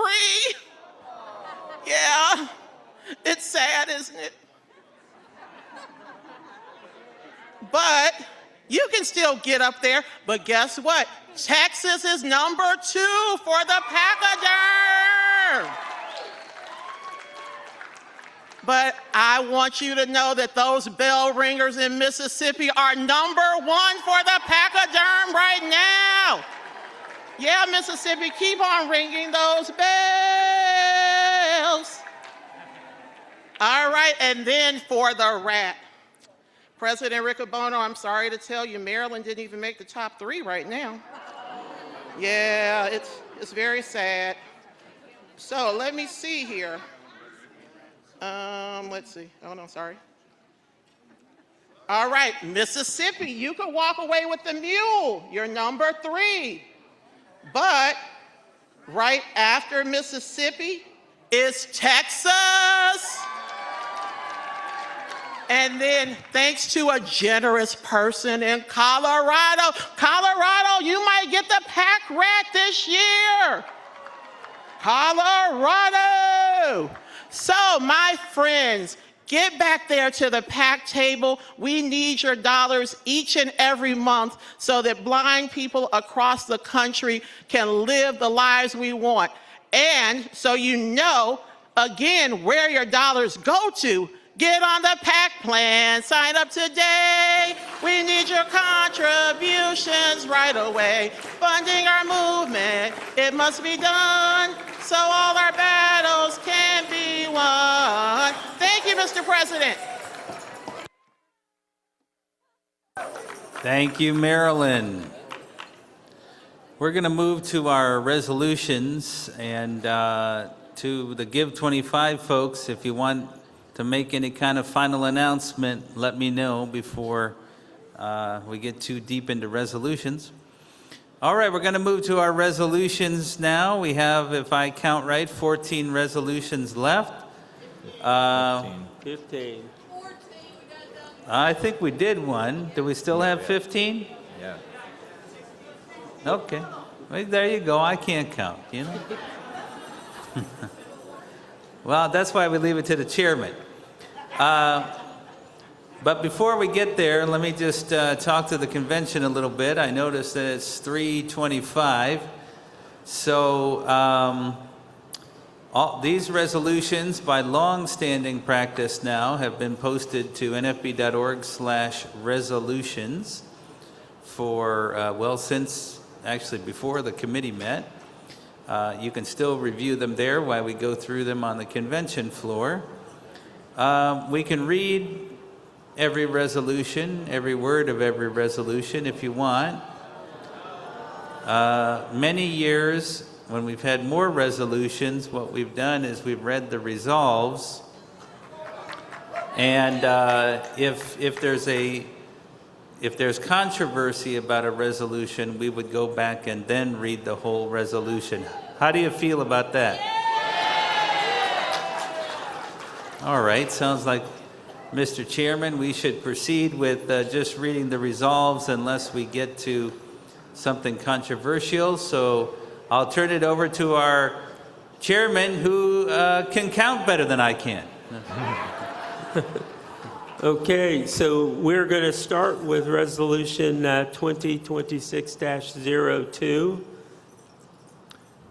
Regarding supporting modernization of the Ability One program and reform of the direct labor ratio. Be it resolved by the National Federation of the Blind in convention assembled this 7th day of July, 2026, in the city of Austin, Texas, that this organization commend ongoing efforts to modernize the Ability One program, including reforms that promote career advancement, competitive integrated employment, and improved program accountability. And be it further resolved that this organization urge the United States Ability One Commission to continue advancing policies, including Policy 51.405 and related reforms that recognize and incentivize career developments and upward mobility for blind employees within the program. And be it further resolved that this organization call upon the United States Congress to amend the Javits-Wagner-O'Day Act to explicitly permit the inclusion of supervisory, administrative, and other career advancement positions held by individuals who are blind or have significant disabilities in the calculation of the direct labor hour ratio. Mr. President, the committee recommends do pass. It's been moved and seconded to pass the resolution. Is there any discussion? Hearing none, the question's been called. All those in favor say aye. Aye. Opposed say no. The resolution passes. And Resolution 2026-03.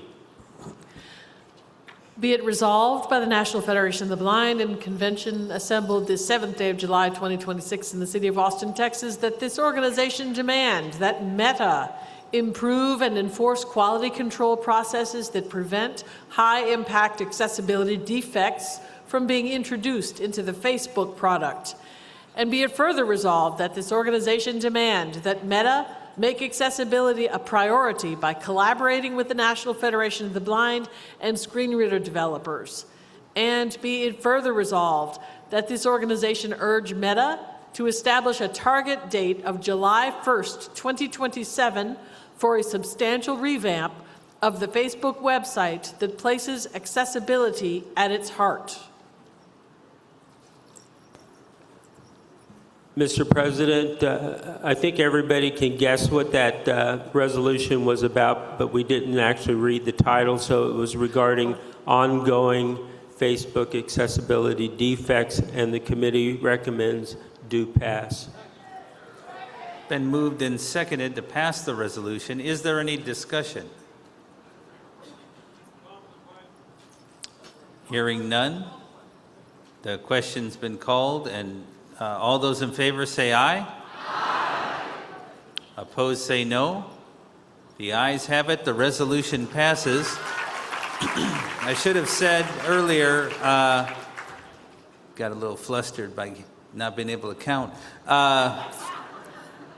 If you do wish to speak out against a resolution or speak on a resolution, make sure you get to a microphone before it's time for questions, because we don't want to wait for you to cross the room to get to a mic. Mr. Chairman, back to you. Thank you. We're resolution 2022 or 2026-04. Regarding the accessibility of delivery robots. Be it resolved by the National Federation of the Blind in convention assembled this 7th day of July 2026 in the city of Austin, Texas, that this organization call upon all companies deploying delivery robots and all manufacturers of these robots to work in partnership with the National Federation of the Blind and take immediate steps to ensure that delivery robots are non-visually accessible. And be it further resolved that we urge these stakeholders to integrate audible and haptic feedback mechanisms, accessible mobile applications, and other inclusive design features into all current and future delivery robot systems.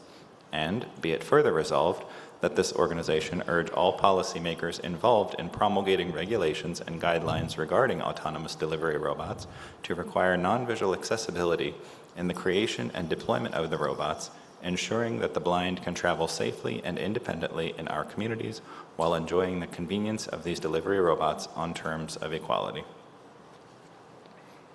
Mr. President, the committee recommends do pass. Been moved and seconded to pass the resolution. Is there any discussion? Hearing none, question's been called. All those in favor, please say aye. Aye. Opposed, say no. The resolution passes.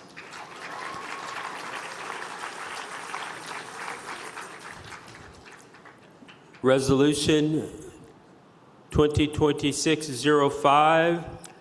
Regarding collaboration and training in the education and rehabilitation of blind individuals.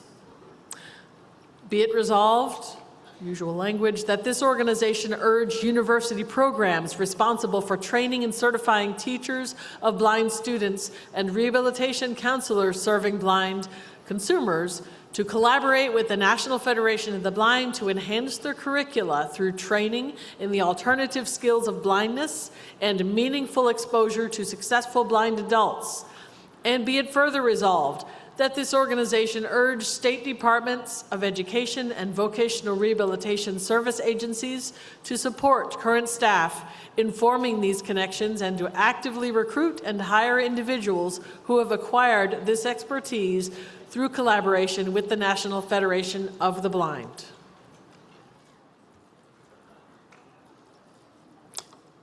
Mr. President, the committee recommends do pass. It's been moved and seconded to pass the resolution. Is there any discussion? Hearing none, no one's moving to microphones. Question's been called. All those in favor, please indicate by saying aye. Opposed, say no. The ayes have it. The resolution passes.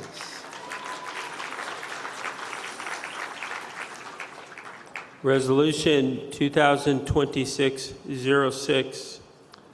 Regarding the United States Department of Justice memorandum pertaining to the Olmstead decision.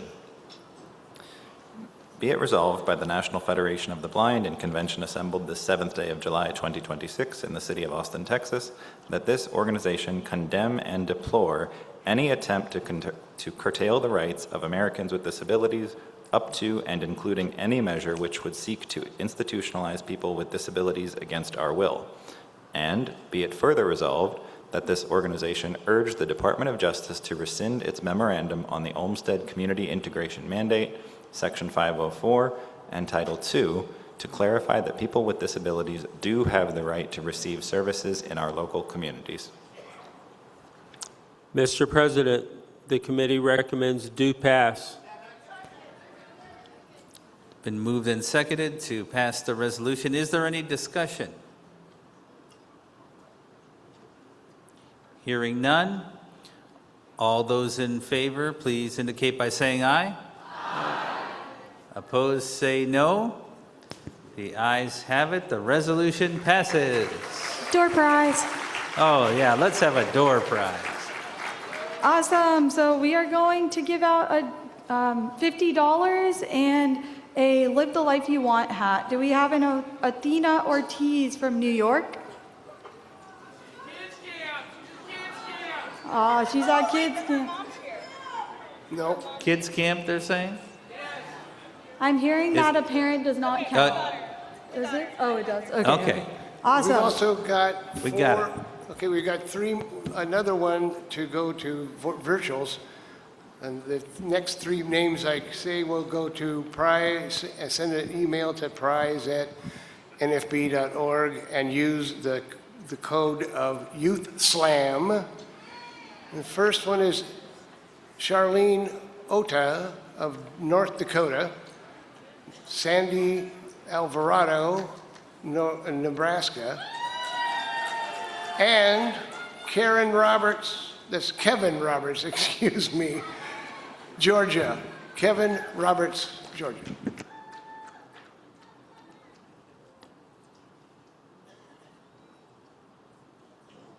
got 30 minutes to get there and write that email. Over to you, Mr. Chairman. Okay, we're up to Resolution 2026-07. Regarding ableism and Health and Human Service access as public health infrastructure. Pardon me. Be it resolved by the National Federation of the Blind and Convention assembled this 7th day of July 2026 in the city of Austin, Texas, that this organization call upon Secretary Robert F. Kennedy, Jr. and the United States Department of Health and Human Services to recognize ableism, including lack of access, as a public health crisis, a root cause of health disparities, and a structural determinant of health, and to treat accessibility in health and human services as a core component of public health infrastructure, prevention, and a necessary condition of health equity. And be it further resolved that this organization urge the Department of Health and Human Services to rescind the interim final rule that instituted the Section 504 compliance delay, oppose any further delay or weakening of accessibility requirements, fully enforce Section 504, and require immediate, equally effective, accessible alternatives without penalty, delay, or inferior service. And be it further resolved that this organization call upon the Department of Health and Human Services to require recipients of federal funding and their technology vendors to make medical access technologies and communications accessible and independently usable by blind people through procurement, contracting, licensing, oversight, applicable accessibility standards, non-visual testing by blind users, meaningful human review, vendor accountability, prompt remediation, technical assistance that supports but does not replace enforcement, and direct involvement of blind people and the National Federation of the Blind. Mr. President, the committee recommends do pass. It's been moved in second to pass the resolution. Is there any discussion? Baker. What was the name? Baker. Baker, okay. Are you for or against the resolution? Against. Okay, against the resolution. So let's start by reading the entire resolution. Oh, my. That's the rules we agreed to, you know. I didn't know that. Okay. Whereas the National Federation of the Blind knows that blindness is not the characteristic that defines us or our future, and that blind people have the right to live the lives we want with privacy, independence, dignity, equality, and full participation in society. And whereas access to medical information now requires independent use of patient portals, telehealth, online scheduling, electronic forms, prescription information, medical records, insurance and benefit systems, emergency and public health communications, kiosks, mobile applications, medical device interfaces, automated intake, triage and coverage systems, and related technologies. And whereas, when those systems are inaccessible, blind people are forced to delay care, surrender privacy, depend on others, lose meaningful informed consent, or accept inferior service. And whereas, Lack of access is ableism in practice because it makes sight the condition for using digital medical systems privately, safely, and on equal terms, and ableism is a root cause of health disparities and a structural determinant of health that creates preventable harm. And whereas Section 504 of the Rehabilitation Act of 1973 prohibits disability discrimination in programs and activities receiving federal financial assistance, yet the United States Department of Health and Human Services has extended the compliance dates of Section 504 web and mobile accessibility requirements for recipients of HHS funding, even though inaccessible digital systems continue to impose current harm on blind people and other disabled people. Now, therefore, be it resolved, continue, that this organization call upon Secretary Robert F. Kennedy, Jr. and the United States Department of Health and Human Services to recognize ableism, including lack of access, as a public health crisis and a root cause of health disparities and a structural determinant of health, and to treat accessibility in health and human services as a core component of public health infrastructure, prevention, and a necessary condition of health equity. And be it further resolved that this organization urged the Department of Health and Human Services to rescind the interim final rule that instituted the Section 504 compliance delay, oppose any further delay or weakening of accessibility requirements, fully enforce Section 504, and require immediate, equally effective, accessible alternatives without penalty, delay, or inferior services.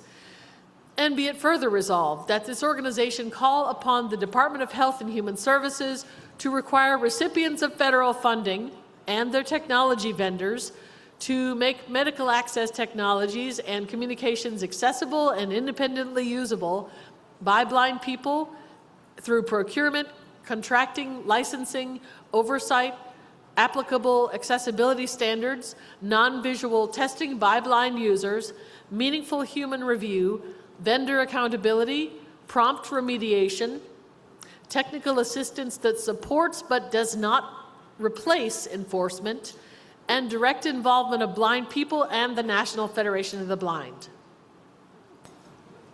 All right, and we have someone against the resolution. If someone who is for the resolution wishes to make their way to a mic, we would take a proponent as well. What's your first name, Baker?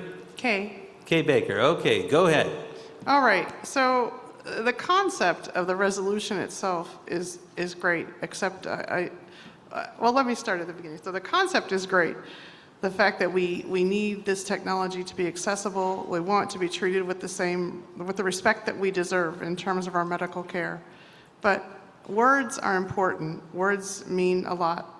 And ableism as a health crisis, COVID-19 was a health crisis. Ableism is a pain in the butt. It's something that shouldn't happen. We've come too far to still be experiencing ableism, but it's not a health crisis. I also would say that maybe this resolution could be cut in half and maybe become 2 resolutions, because it reminds me of a term paper. It's a little lengthy and it covers a lot of different concepts. But words are meaningful, and since these are the policy statements of the National Federation of the Blind, I want to make sure that we use the words that are going to promote the most success for us as blind people. Thank you.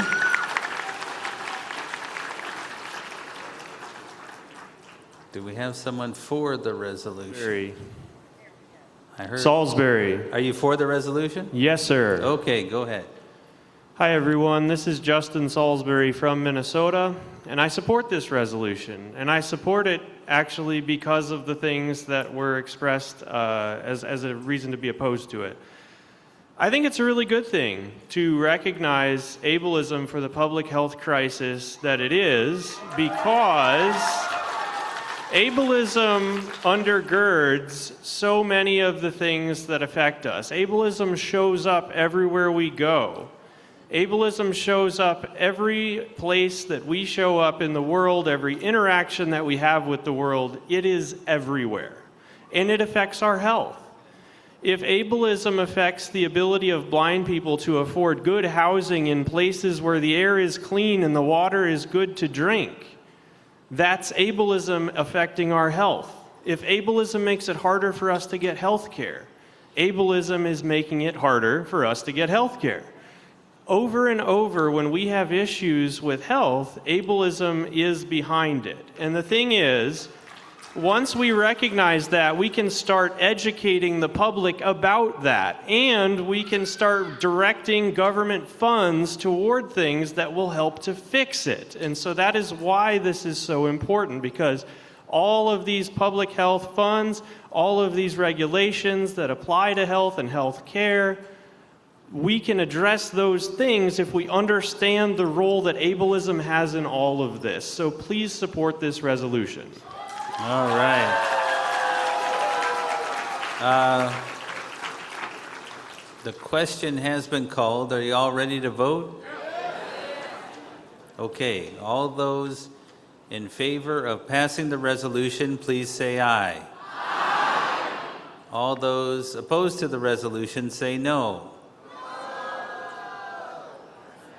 It's the opinion of the chair that the ayes have it, and the resolution passes.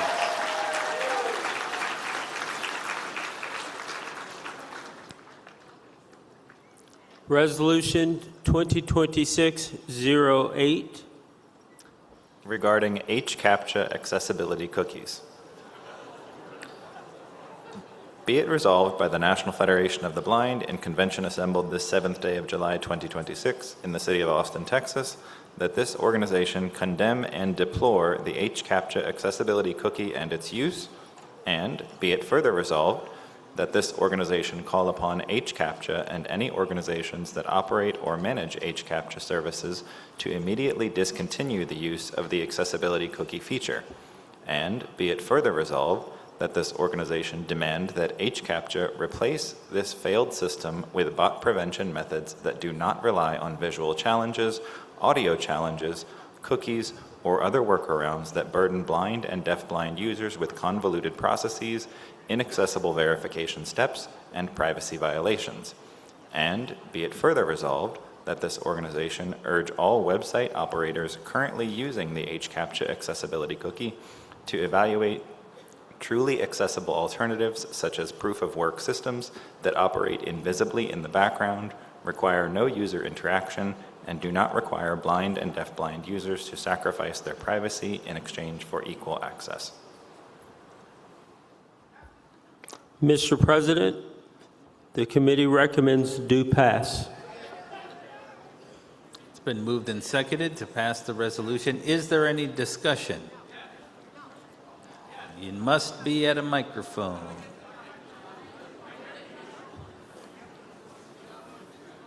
Over here, right where I'm standing, is the microphone.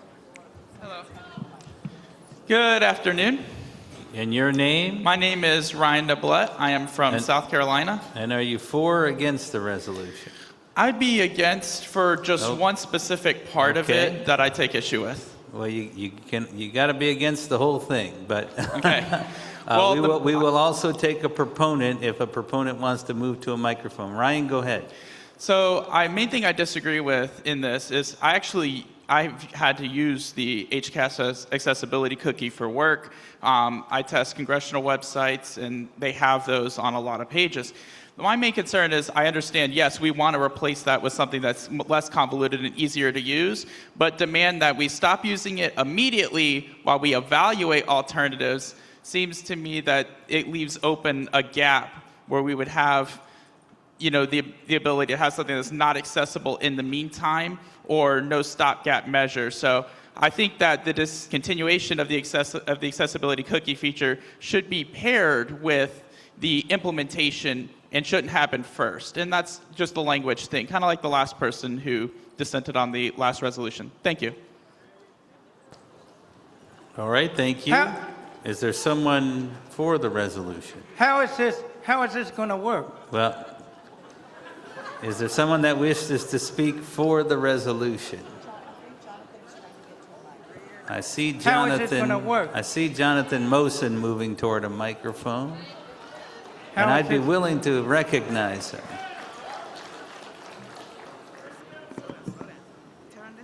Mr. Chairman, motion in favour. Go ahead, Jonathan.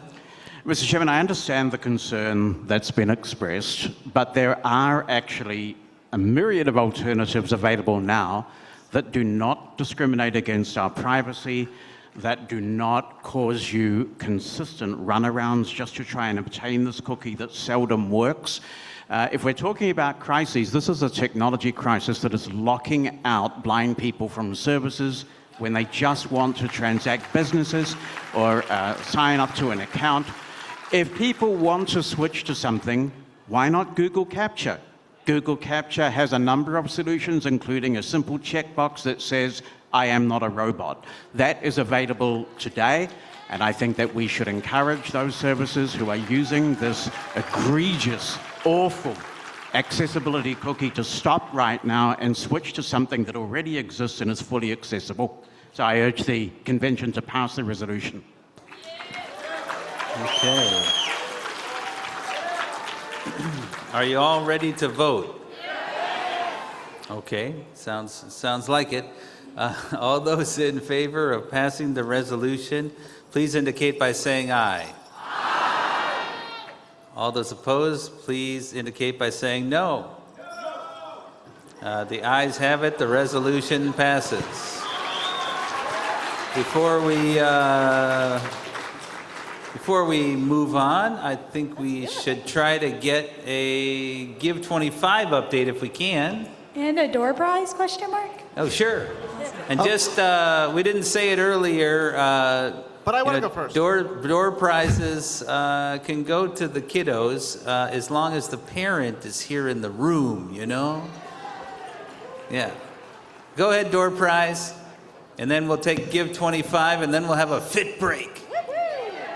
Awesome. In the spirit of getting technology into the hands of blind people, we're giving away a computer for the blind, and I'm going to pass it over to Amelia. Hi. Okay. Do we have Carl Smith from Utah?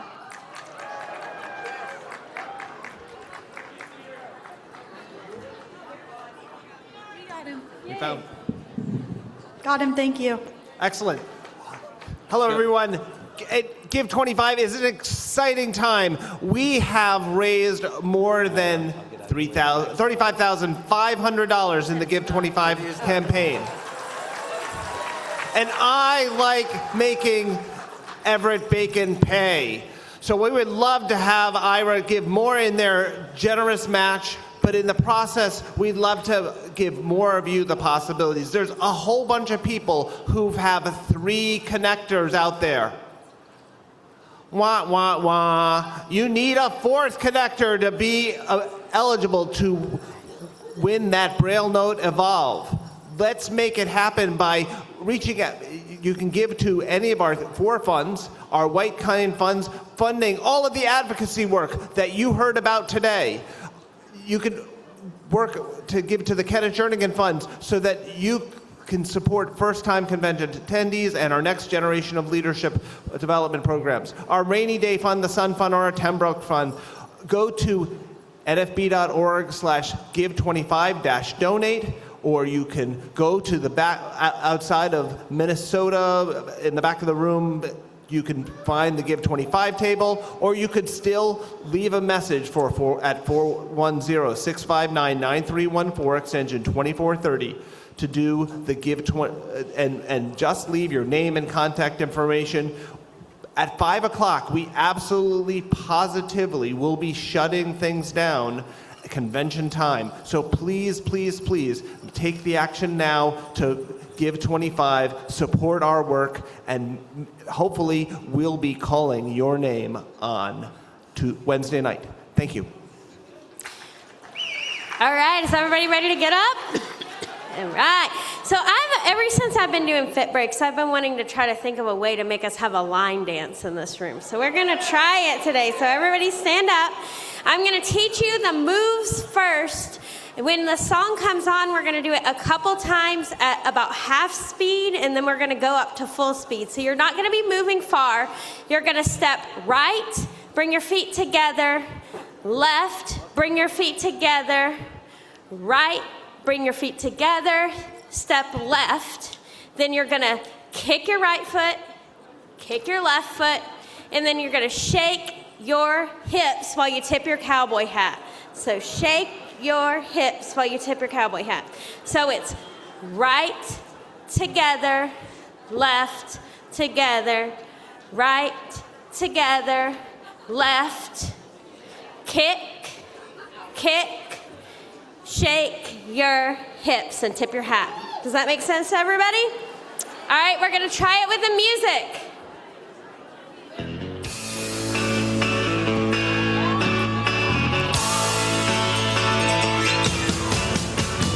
Right, together, left, together, right, together, step left, and kick, kick, shake those hips and tip your hat. Right, together, left, together, right, together, left, kick, kick, and shake those hips.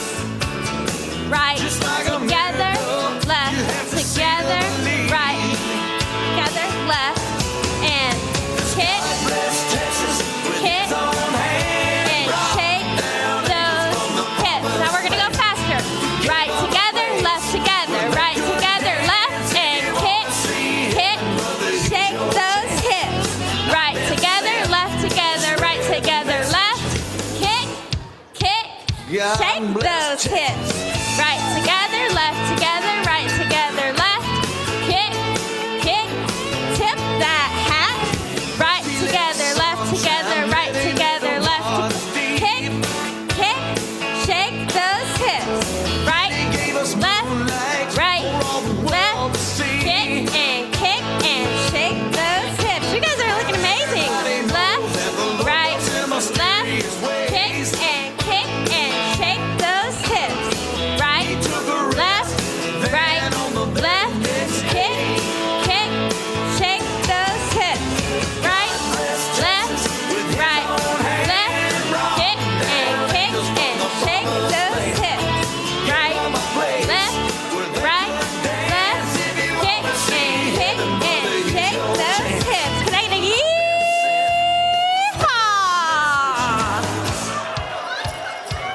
All right, thank you guys.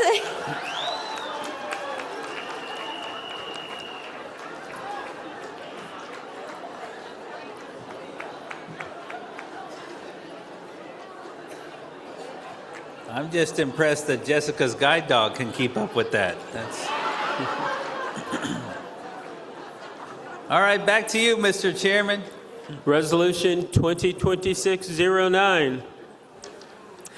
Regarding the inaccessibility of automated and AI-powered pre-employment screening platforms. Be it resolved by the National Federation of the Blind and the convention assembled the 7th day of July 2026 in the city of Austin, Texas, that this organization demand that all pre-employment screening platform vendors, including Harvard, HireVue, SHL, Criteria Corp, and Test Gorilla, ensure that every component of their platforms, including navigation, controls, timers, instructions, and assessment tasks, are fully operable by blind applicants using screen readers and keyboard-only navigation, and that platforms be tested for compatibility with JAWS, NVDA, and VoiceOver by blind users as a condition of deployment. And be it further resolved that this organization demand that where any game-based or visually dependent assessment task cannot be made fully accessible to blind screen reader users in its existing form, vendors must build and offer by default a functionally equivalent alternative assessment pathway that measures the same job-relevant constructs without requiring visual or mouse-based interaction, and that such alternatives must be accessible through a clearly communicated, simple process that does not place undue burden on the candidate. And be it further resolved that this organization demand that any AI-powered video interview platform employing eye contact, facial expression, or other visual behavior metrics in candidate scoring immediately cease using those metrics. And be it further resolved that this organization demand that all pre-employment screening vendors make accommodation request processes clear, proactive, and frictionless, and that vendors confirm in writing that accommodation requests are kept confidential from the hiring employer.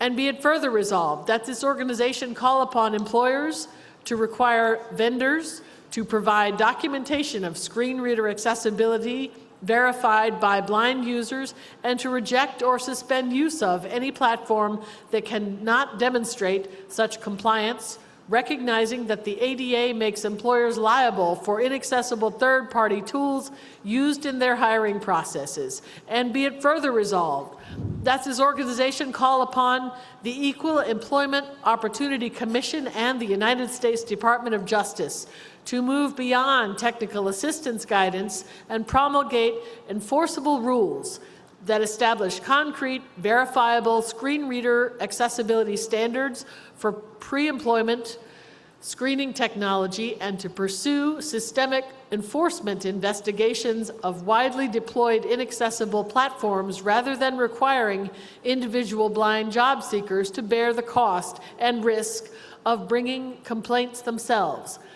And be it further resolved that this organization urge pre-employment screening platform vendors, including Harvard, HireVue, SHL, Criteria Corp, and Test Gorilla, to enter into sustained dialogue with the National Federation of the Blind, with screen reader users participating as co-designers and testers to develop truly accessible solutions consistent with the Federation's long-standing model of productive engagement with technology companies committed to genuine accessibility.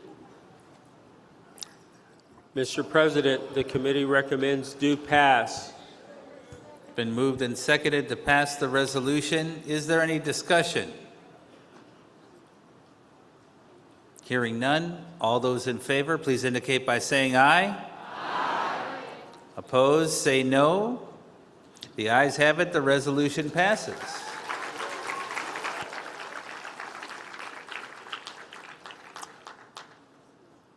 Resolution 2026-10. Regarding deficiencies with Microsoft's new Outlook software. Be it resolved by the National Federation of the Blind in convention assembled this 7th day of July 2026 in the city of Austin, Texas, that this organization express our disappointment with Microsoft for creating a situation where the blind are driven to use the new Outlook despite its negative impact on their productivity, and for failing to provide the classic Outlook as an integral part of the new Microsoft 365 installations. And be it further resolved that this organization strongly urge Microsoft to offer the classic Outlook software to everyone until the new Outlook is proven to be as good as or better than the classic Outlook. And be it further resolved that this organization call upon Microsoft, Vispero, and NV Access to continue working together to ensure that the interaction among the new Outlook, JAWS for Windows, and NVDA, and makes it possible for the blind to use the new Outlook with productivity and efficiency that is equivalent to that experienced by blind users of the classic Outlook. Mr. President, the committee recommends do pass. It's been moved and seconded to pass the resolution. Is there any discussion?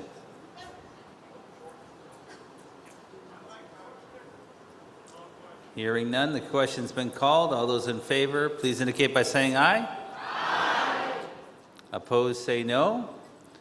The ayes have it, the resolution passes.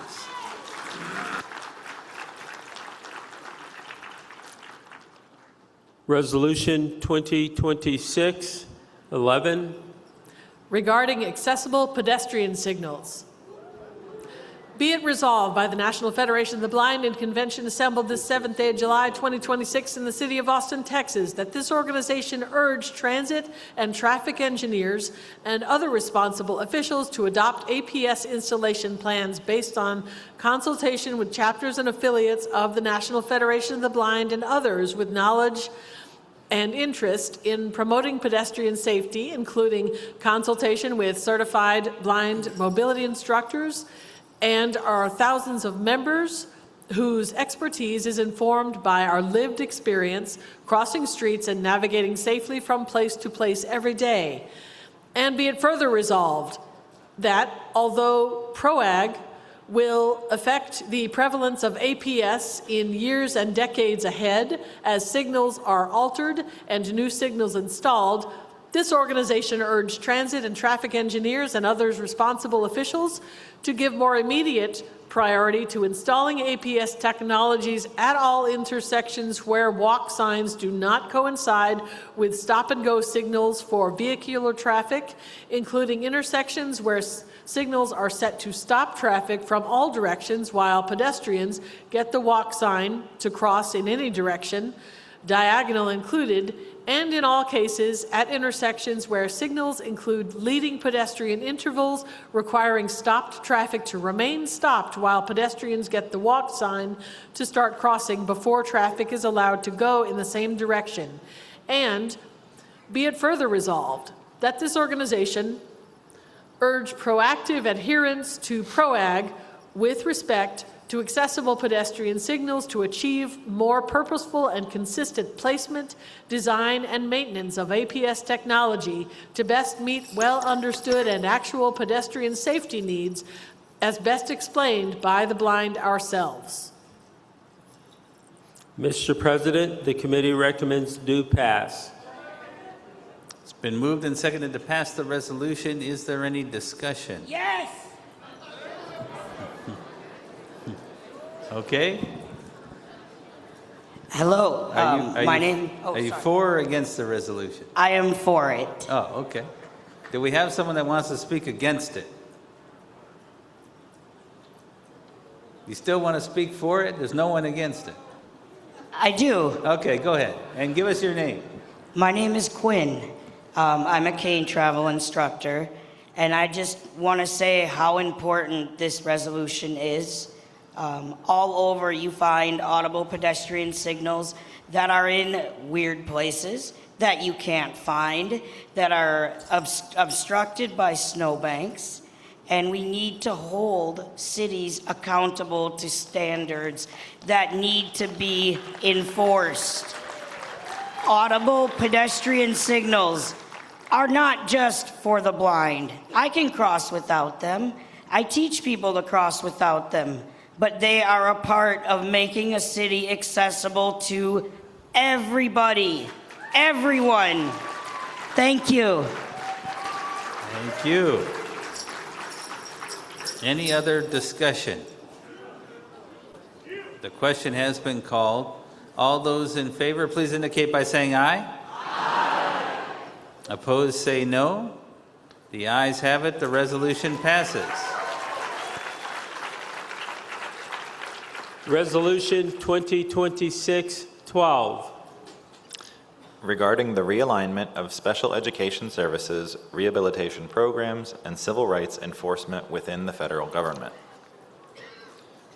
Be it resolved by the National Federation of the Blind in convention assembled this 7th day of July 2026 in the city of Austin, Texas, that this organization condemn and deplore the federal realignment of programs serving blind Americans because such realignment diminishes accountability, weakens civil rights enforcement, and advances a medical model of blindness over the principles of education, rehabilitation, employment, independence, and equality. And be it further resolved that this organization reject any effort to place blindness within a medical or custodial framework, reaffirming instead that blindness is a characteristic that calls for opportunity, training, raised expectations, and a strong civil rights protections rather than medical management. And be it further resolved that this organization demand that all federal statutes, regulations, and program requirements governing the education, rehabilitation, and civil rights of blind Americans remain in full force and effect, and that no reorganization, interagency partnership, or transfer of administrative authority be used to alter, dilute, reinterpret, weaken, or diminish the intent, purpose, scope, eligibility, funding, or consumer protections of these programs, all of which must continue to be administered in full accordance with their authorizing statutes and implementing regulations, with any change made only by Congress and through proper notice and comment rulemaking, and not by administrative action. And be it further resolved that this organization demand that the Department of Education maintain the Office of Special Education and Rehabilitative Services and its specialized education mandates required for blind students, including robust funding and enforcement for Braille literacy, orientation and mobility instruction, accessible educational materials, and non-visual access technology. And be it further resolved that this organization demand the preservation of a strong, consumer-driven vocational rehabilitation system that emphasizes competitive integrated employment, adjustment to blindness training, informed consumer choice, and the acquisition of skills necessary for independence and economic self-sufficiency. And be it further resolved that this organization demand the preservation and strengthening of the Older Individuals Who Are Blind program and the assurance that older blind Americans continue to receive the training and services that promote independence, dignity, and full participation in society.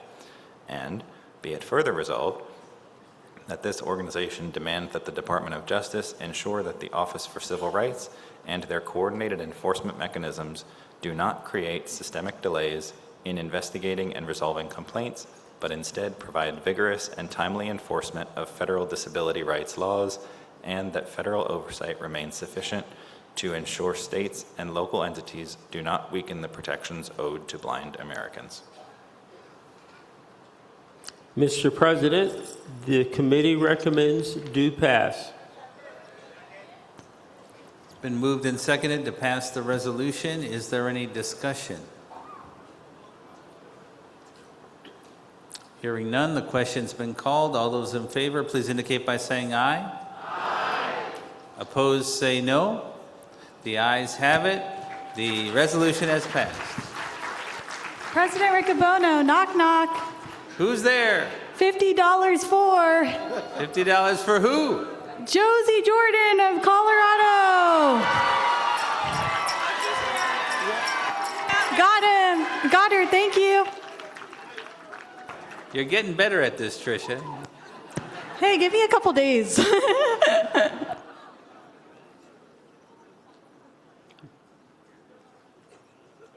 have the floor again. Go ahead, Mr. Chairman. Yeah.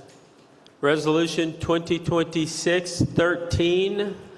Regarding enforcement of digital accessibility under Title I of ADA. Be it resolved by the National Federation of the Blind and Convention assembled the 7th day of July 2027 in the city of Austin, Texas, that this organization strongly urge the Equal Employment Opportunity Commission to establish and enforce clear WCAG-based digital accessibility standards for evaluating Title I complaints involving internal workplace technology, and to develop formal investigative procedures, including standardized technical review protocols, accessibility testing methodologies, and staff training requirements to ensure that digital accessibility complaints are evaluated consistently, thoroughly, and in accordance with modern accessibility practices. And be it further resolved that this organization call upon the EEOC to create federal digital accessibility standards for internal workplace systems, to also include mandatory remediation timelines and penalties for noncompliance. And be it further resolved that this organization demand that employers, software vendors, and government agencies recognize digital accessibility as a core civil right under Title I of ADA and take immediate steps to ensure that all internal workplace technology is fully accessible to blind employees. Mr. President, the committee recommends do pass. It's been moved and seconded to pass the resolution. Is there any discussion? Hearing none. All those in favor, please indicate by saying aye. Aye. Opposed, say no. The ayes have it. The resolution passes. Resolution 2026-14. Regarding the unjustified delay of Americans with Disabilities Act Title II Digital Accessibility Regulation. Be it resolved by the National Federation of the Blind in convention assembled this 7th day of July 2026 in the city of Austin, Texas, that this organization unequivocally condemn and deplore the Department of Justice's decision to delay implementation of the Americans with Disabilities Act Title II Digital Accessibility Regulations. And be it further resolved that this organization demand the immediate implementation of the finalized ADA Title II Digital Accessibility Regulations without further delay or substantive weakening. And be it further resolved that this organization call upon the Department of Justice to proceed without delay in issuing comprehensive ADA Title III Digital Accessibility Regulations covering public accommodations. Mr. President, the committee recommends do pass. It's been moved and seconded to pass the resolution. Is there any discussion? Hearing none. All those in favor, please indicate by saying aye. Aye. Opposed, say no. The resolution passes.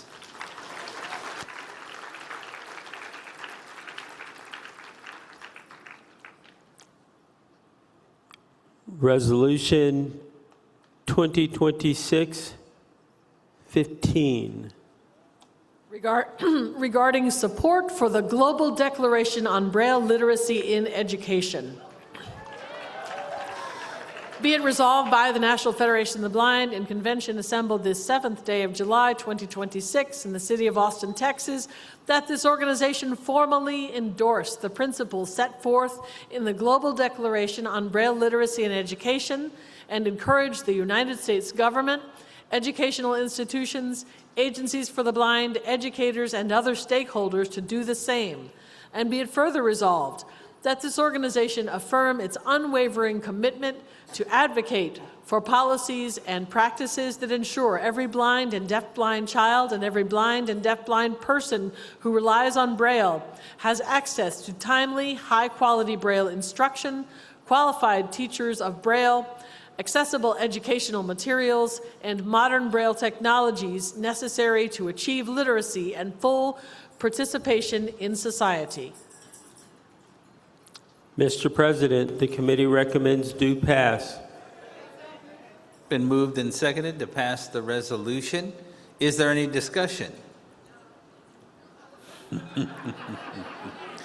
Braille's never been too controversial here. Hearing none, all those in favor, please indicate by saying aye. Aye. Opposed, say no. The ayes have it. The resolution passes.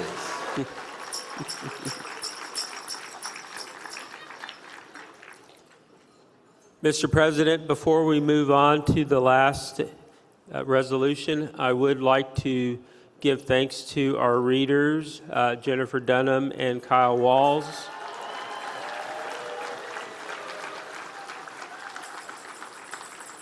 I'd like to thank the proponents who presented the resolutions to the Resolutions Committee on July 4th, as well as anybody that participated in the writing and the submission process of the resolutions, because they do indeed represent our outward, forward-facing policy. What we want the world to know are important issues and concerns to us.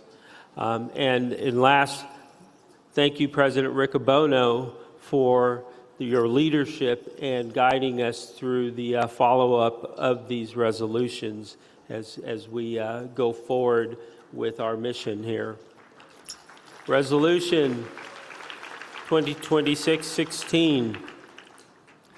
regarding the accessibility of artificial intelligence tools for software creation and the code they produce.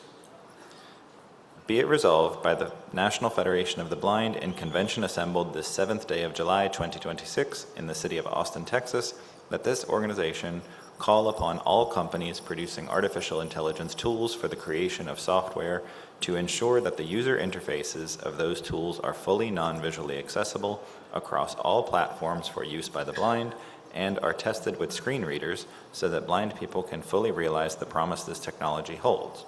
And be it further resolved that this organization demand that these companies train their AI models to produce, by default, only output that conforms to accepted standards of accessibility, meaning Web Content Accessibility Guidelines 2.2 Level AA, and any future equivalent for web content, Apple's Accessibility Guidelines for Apple platforms, and Android's Accessibility Guidelines for Android, so that accessibility is the baseline from which all AI-generated software begins, rather than an afterthought a blind person must fight to obtain. And be it further resolved that this organization insist that blind people be meaningfully involved in the scoping, design, and testing of the accessibility of these tools, because the expertise of blind users is essential to determining whether a tool or its output is genuinely accessible, and no solution developed without us can be presumed to serve us. Mr. President, the committee recommends do pass. It's been moved and seconded to pass the resolution. Is there any discussion? Hearing none, all those in favor, please indicate by saying aye. Aye. Opposed, say no. The ayes have it. The resolution passes. Thank you, Mr. Chairman, and to all those involved in the process. In the spirit of keeping things weird, we might adjourn early on Resolution Day, you know? Now, but before we're weirder. Yeah. And I certainly am. We've got a $50 for 3 of the group of virtuals that are out there Great. listening to the end. we do have a couple of announcements, so don't run away. The secret word or the code word is pledge. For $50, you'll get it if you're named Brianna Katzschwar. Boy, I tell you what, that's why they call me Ben. It's easier. Brian, B-R-I-A-N-N-E, that's Brianna, and then Katzschwar from New Mexico. Then we have Constance Hughes from Alabama, and Jeff Buckwalter from California. That's the one last for this day. Thank you. And we'll make our amount weird for the in-person folks as well. $60 going to Tonia Adrian from Texas. I'm not hearing Tonia. We can go to... Now, is this your last prize? No, sir. Okay, good. Yes. Then we can go to Deborah Kane of Florida. Or Reginald Laster from Arizona. We got him. Thank you. All right. Now, remember that tomorrow morning is your last opportunity to register before the session, so that'll be your last opportunity. A reminder that we convene at 9 tomorrow, and we do not have an afternoon session. Also, a reminder that the banquet tomorrow is at 6:30. 6:30. It's never been at 6:30 before, so just keep that in mind so you're not late and don't lose your seat. Also, outside of this ballroom, across from Salon 5 in the foyer where the packet pickup distribution was for registration, we still have 100 or so t-shirts left. So if you want one of the t-shirts, you didn't get one on the break, please step across the hall and get one. And since we're going to adjourn a little early, you'll have some time to hustle some connections for Give 25 before the deadline. So I think that's all the business we have. We could have one more door prize. We got you. So to conclude this wonderful general session, we are giving away $100 and a Live the Life You Want hat. And to read our name, here comes Amelia one last time. Okay, so the winner of this door prize is, if she's here, Samantha Flax from Minnesota. Is she here? Nope. She's not here. Wait, is she? She's not here. She's at the information table. She's working the information table. Okay. Step Yay, around the okay. corner, wave your arms. She did. We got her. Thank you. We're adjourned.